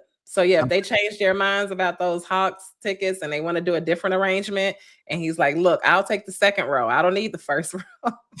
I'll take the AAA. Yes, I'll take the second row. Unobstructed view. Okay. All right, back to the doc. Let's see this last little. Okay, so partial invalidity, and basically it's just saying is if one paragraph is deemed to be invalid by a court at a later time, it doesn't invalidate the whole agreement. Correct. No waiver if breach. Each party agrees that there should be no oral modifications of this agreement. Basically, it has to be mutually agreed in writing. Any change should be approved by a Georgia court or competent jurisdiction before it can become binding on another party.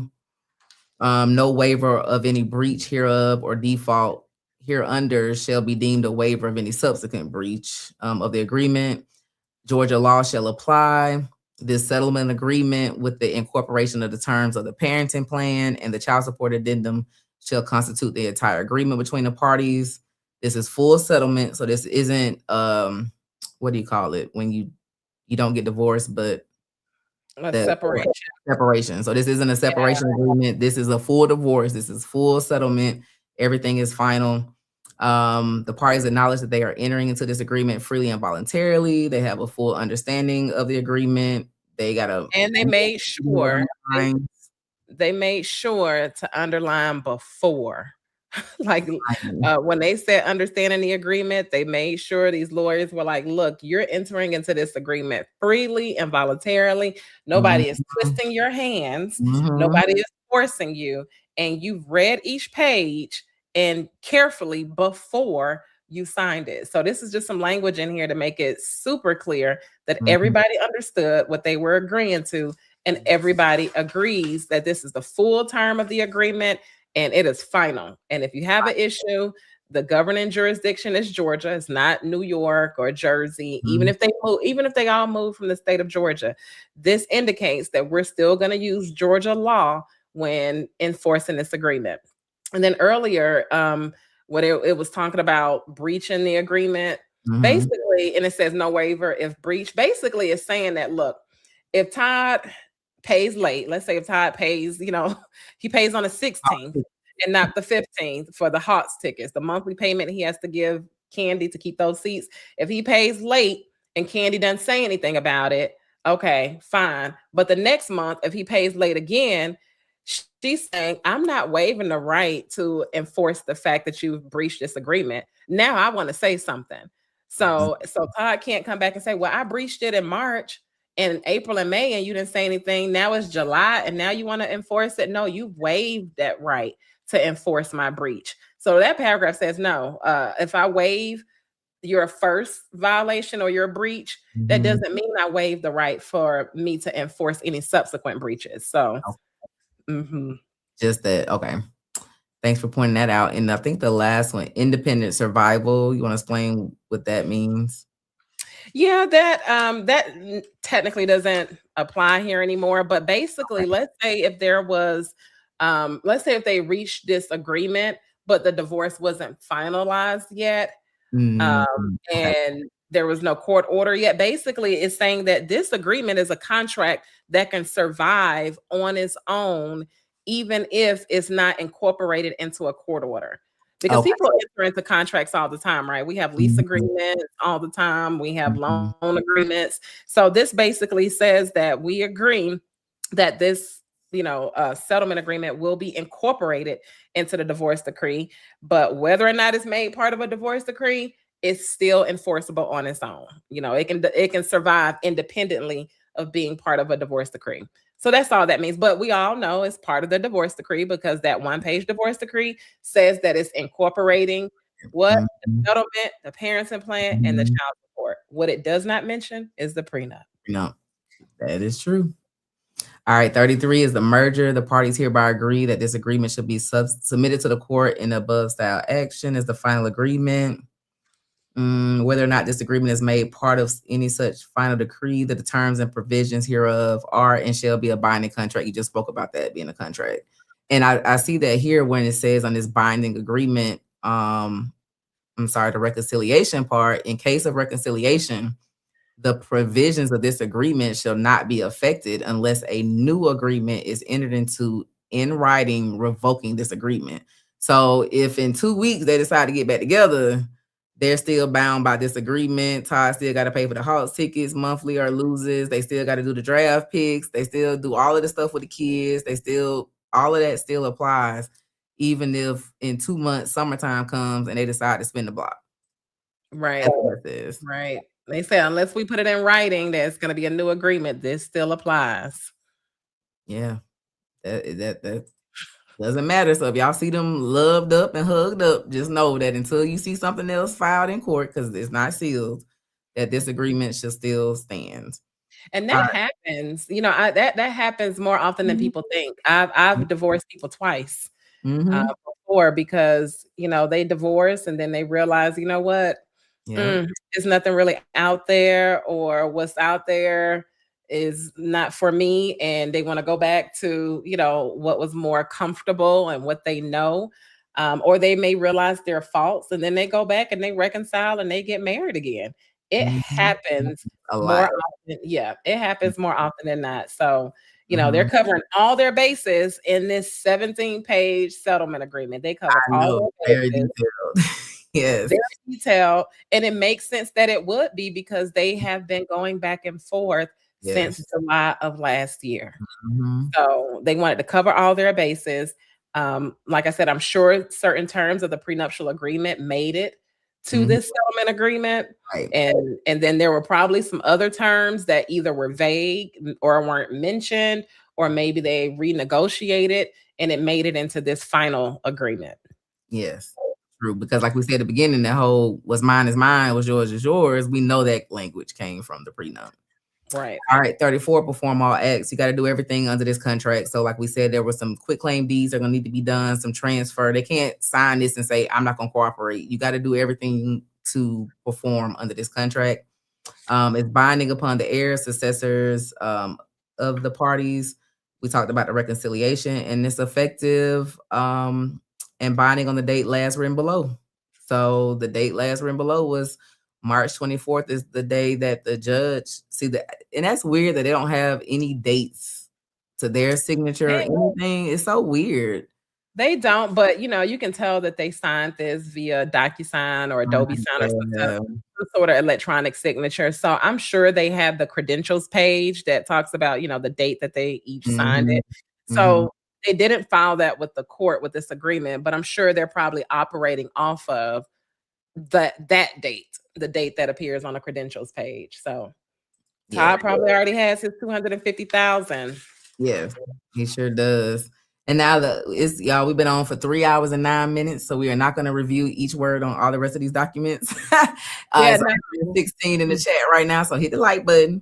We pretty much discussed everything. Todd will be, there's no child support, so it doesn't matter. We already talked about the health insurance and how Kandi's going to keep that. So we pretty much discussed everything in this divorce. So not necessarily that we wanted this to be a lot of drama, right? So it's very good that they could work this out and be amicable. That was in the best interest of the kids. I did want a little argument over their prenup, though. I did kind of want to go to court just for like one hearing. Like I couldn't file a rule, nothing to go see, nothing. Like nothing happened. Like they didn't have any hearings. So it was a very quick divorce. It was filed November. What was the date? November something. November 21st, 2025 is when it was filed, even though they were negotiating before then. And it's definitely in July. And it was definitely quick because typically divorces, especially when you're talking about, people of their status that have a lot at stake and that also have children and businesses and thousands of dollars and prenups and properties and 11 cars, that they have to divide up.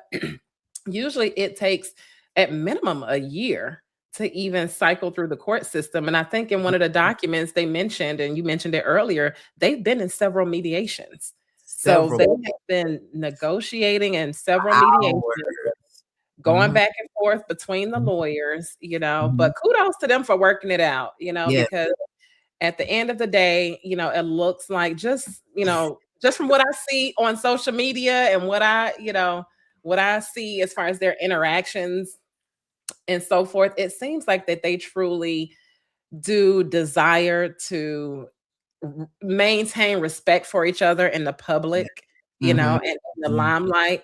And they really do have a desire to make sure they're both operating in their children's best interest. And I think this settlement agreement and the documentation overall speaks to that. Because Todd could have really done some damage financially when it came to holding Kandi responsible. Like, for example, the child support we talked about earlier. She was going to be on the hook for child support unless she got primary physical custody. That was the only way that she was not going to be on the hook for child support, is if those kids lived with her full time. Otherwise, even in a joint physical situation, she would have been paying him. Even if he had, attacked the prenup and got that thrown out, all of her assets and royalties and equities and money and bank accounts and property, that would have been up for grabs. So I think there was concession on both sides. She really did her best. Kandi seems like the type of person that even when she loves people, even when they are no longer in a good space, she's going to make sure that she still makes them look good in the limelight, and I know they went back and forth with some motion saying, well, he don't pay this. And he's like, well, she ain't never home, but at the end of the day, she made sure that she saved face for him, protected his reputation, protected his image. And she made some concessions. She knows she don't make $22,000 a month, but she said, you know what, I'm going to say we make the same. Yeah. So that way child support will be a wash. There won't be any issue with that. And like you said, to save face. And that's right. And yeah, just to save face, because at the end of the day, they're going to be tied together for the life of these children. Not even after they turn 18, but forever. They're always gonna have to deal with graduation, the weddings, the baby showers. Like they're still gonna be co-parenting. So and all be of it together. Yeah. So no, this is it. This is the end of the drama. Like I thought I was gonna be following this divorce for like a year. Thought we might get a couple court hearings, but no, Somebody y'all. asked a good question, and I can't remember if we talked about it earlier. We probably just glanced over it because it was like one line. Someone said, "So no NDA." Otherwise, how is she allowed the one woman show? So literally, y'all, this settlement agreement is it. That's it. There was no reference to a prenup. I don't know what type of language they had in the prenup, but there was no reference to incorporating a prenup. What you see is exactly what they agreed to and what the court adopted. So it is now a court order. And then the order to seal, it was that one line on the second page that said the court denies the request for a confidentiality order. So there you go. So there was the judge denied it, and she only partially sealed, those parts of the documents that we talked about. And so when it comes to NDAs and confidentialities, unless they do a side NDA after this, between themselves, then that's fine. But as far as this divorce goes, there is no confidentiality. The judge denied it. Yeah. She absolutely denied it. And Kandi has always been one to make lemon out of lemonade, or make make lemonade out of lemons. Yep. It's been on here for 3 hours and 14 minutes. Look, okay, y'all know what I meant. She's always been one to make lemonade out of lemons. And what does she do? She has this one woman show. She probably already knew that this confidentiality wasn't going to fly. So she said, you know what? Let me tell my own tea, and let me tell y'all what's really going on. Since Todd didn't want to agree to this confidentiality order, then I'm going to tell it all, and I'm going to make some money from it. Yep. So, that's like, I love, he always makes some money from it. And I have my ticket purchase. It's on April 27th at 8 p.m. I did. I'm done. One woman show. Come hear the story. So I'm going to get the story, and I'll be back on YouTube to tell y'all what she said happened. Because something happened in July that made this fall apart. She said she couldn't do it anymore. So maybe we'll get the tea. Cheryl R. Lay 1912 says this breakdown was extremely well done and very informative. Thank you very much. Thank you so much. Thank you for out for 3 hours. Yes. Ian Hurt says, thank you, ladies, for this breakdown. Shout out Ian Hurt. Thank you. We just talked about the NDA. Helen Daly 4985 says Kandi already made her money back at what she did. She got 90 out of me. And she's opening up more shows. I think I saw on social media maybe today or yesterday. They said she's going to put out more shows. I knew what happened because City Winery is so small. So I was like, she's going to open up more shows because I saw the day I saw the flyer had been posted maybe 14 hours and it was 4 seats left. So it sold out in less than 24 hours. Right. So same here. So, but yeah, so can't wait to check that out and see what the tea was, because something happened. Like she said when she did the Amazon live, she said one day I'm going to tell the story. Like she said, I tell y'all everything. So just give me some time. I'm open, and I'm the same way. Like she's going to tell us. So let's just sit back in due time. We'll get all the tea. So if you just tuned in, make sure you go watch the live from the beginning. We started out going over the judge's order to seal. Both parties came to a consent and asked the judge to seal all the documents. She denied that request and only sealed a few segments of the settlement agreement, but we are all in their business. We get to know how much income they're claiming a month.